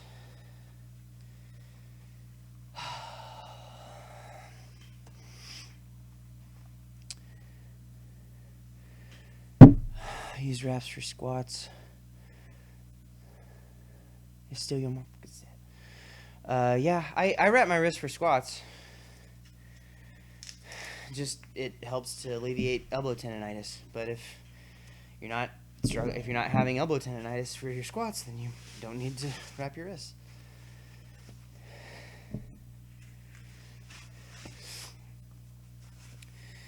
Yes, Boxer Ross is correct, Alex.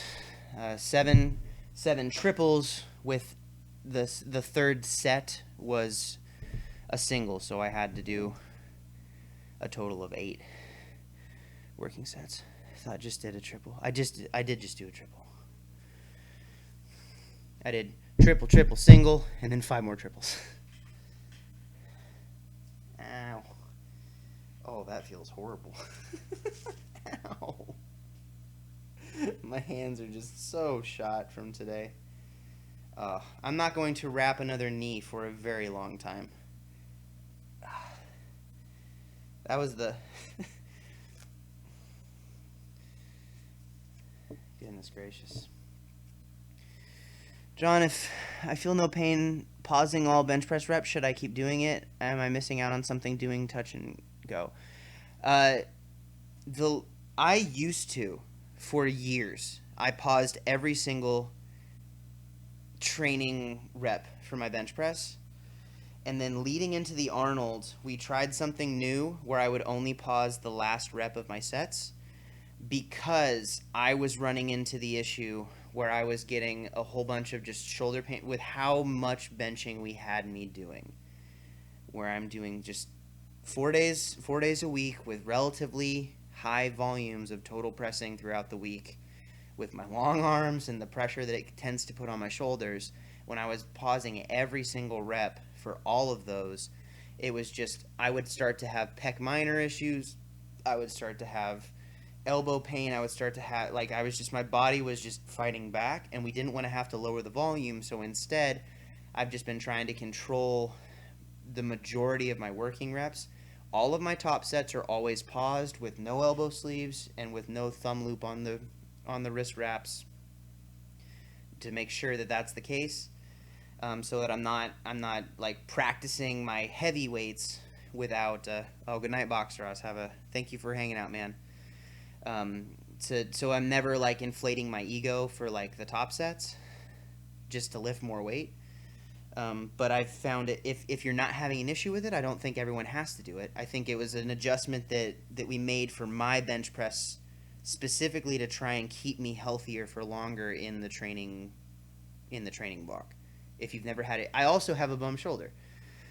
So that's something most people don't have to worry about. When I was a junior in high school, I tore some stuff up in my rotator cuff in my shoulder and had to do physical therapy, and it never really got 100% better. So I have something that makes it a little bit less ideal to train, maybe like I would suggest for other lifters to do. So just keep that in mind. If you're having a good time training the pause, it makes more sense to pause your reps to me. I think it makes more sense if you don't have any issues, but we made an adjustment based off of me individually as a lifter, and I don't think everyone else has to do the same thing. Or that it's the best for everyone else. So that's my answer to that. Getting a little bit, I'm past a little bit sleepy. We're going to be closing this pretty soon, guys. What time is it here, James? It is 3:56 in the morning. It is almost 4 o'clock. We're going to answer some last questions here. And I'm going to go maybe eat some food, drink a carton of egg whites, get some protein in there, and then maybe get ready to do some nap times. Good night, lads. You're out. Enjoy the week, fellas. Enjoy the week, Box Ross. Anybody who's curious, next stream's going to be Tuesday. Tom, I just rewatched the Shout Out Abdullah from the Glucose Network gave you on his channel a while ago. So funny, dude. Your house is burned down. Who's running in? Ben Rice. What's he doing? He's sumo deadlifting up the couch, throwing the grandmom in his back, running out of the house. I watch that video probably once every couple of weeks just to remind myself of what my goal is to become in this world. Because I can never live up to to the ideal that Abdullah described me as in that shout out video, but I want to try because I think that it's worth that my greatest life effort would be to live up and be the person that he thinks that I am from that. Lolik, have you ever had any phases in lifting career where your joints were aching? For example, doing high volume on Shaco? In general, if I'm not taking care of myself, my joints get achy now. My knees, my hips, my elbows, my shoulders. If I'm not staying hydrated and getting enough rest from doing stupid things like working out at midnight. What time on Tuesday? Goodness, hopefully earlier. I mean, this workout was not supposed to start at midnight. So I hesitate to say what time the stream is, but I just know that on Monday I have my volume squats. I don't know what the weight's going to be yet. My coaches, I have 4 weeks of, this is the last workout in a 4-week block of programming, so I'll let them know I need my fresh block for next week in time for my squat workout on Monday. Hopefully it's not 5 sets of 8, or else I'm going to die. Because I died this last week and somehow made it through death. But Tuesday, the ideal would be sometime in the early afternoon, Pacific Standard Time. Will probably be too early for the UK. As much as I still want to be able to see you guys and hang out, for me to stay kind of healthy, it probably needs to be a little too early for the UK. Because I'm hanging out with all my international friends here. But if I did this every night, guys, I'm not do so well. But the VODs will be there, and I'll try again if I ever get my sleep schedule worked out to the point where I'm streaming on my own time zone and consistently able to have workouts within the time frame that I would probably be the most healthy for being able to do, then I would probably set up some other like nighttime streams that were not lifting related, where I would just do the kind of the talking sort of thing, but without me having to like break and do 645-pound pause deads at RPE, ugly and sad. So yeah, Robert, you get some sleep, man. You should not have stayed up this late. I appreciate it, but you need some naps. You're on too close of a time zone here to warrant being up this late. We will forgive. Yeah. Well, I hope you guys like the video that I got. I'm lined up for tomorrow. So, it's done edited. I just have to get the commentary out. Hopefully it doesn't take forever to load up. I think we fixed a lot of the issues with the computer. Should have that posted sometime tomorrow or Monday at the latest. And then, yeah, Tuesday will be the next live stream, hopefully in the early to late afternoon, my time. Knowing myself, probably closer to the late afternoon, early evening. And that'll be Spoto bench press and conventional deadlifts, because we don't stream squat workouts because I need to not try to talk in between. Lolik, good night. Good night. If anybody else has any other questions, otherwise we're probably going to end it here. Thank you all so very much for the hangout times. There would be no wars if everyone was like Benricetraining more than Gandalf. Samwise from the Lord of the Rings. Sam put Frodo on his back. Sam, the bola. I love that video so much, Tom. It made my night, just reminded me of that. Lewis, desensitizing yourself to decent sleep so you can add it back in for maximum gains. I don't think that's how it works. PBR, it's 1 p.m. here, so I'm Gucci. Did not get your email, Ben, by the way. I will hit you up on Skype when you are online. We'll see. I had to turn off my Skype's automatic boot up signal because it was slowing down my computer, and I think it was one of the things that was causing the OBS to crash. We will figure it out. Samar, make it once a week enough? Good night, Ben. Good night, Alex. You mean just with the stream? I like streaming twice a week. Ideally, I'd stream twice a week at slightly different times, so I can talk to different groups of people and not alienate people. But either way, I'd like to have normal content as well too, so that people who subscribe to the channel not for the live streams and don't have 4 hours to sit and hang out during a session, or watch a VOD of a session that was 4 hours long, can still get something from the content of the channel. Because I think we have a lot of good conversations in these things, but at the same time, it's a different kind of content than a lot of people came to the channel initially for, and I understand that. So, all right. Anyway, we're gonna close it off because I need to get ready for bed after this workout. Thank you guys for sticking with me and helping me get through this. It was a tough workout. To Invading Aliens, M Steele, and Alex Cagliari Turner, thank you guys so much for the very generous donations. It absolutely means the world to me that you guys find it worthwhile to help give back. I very much appreciate it. To everyone else who's watching this or participated or is watching it after the fact and getting something from it, thank you so much for joining me. And I will talk to you all very soon, wherever you're at in the world. I hope you are having a great day. And yeah, I'll talk to you soon. Thank you. Bye, guys.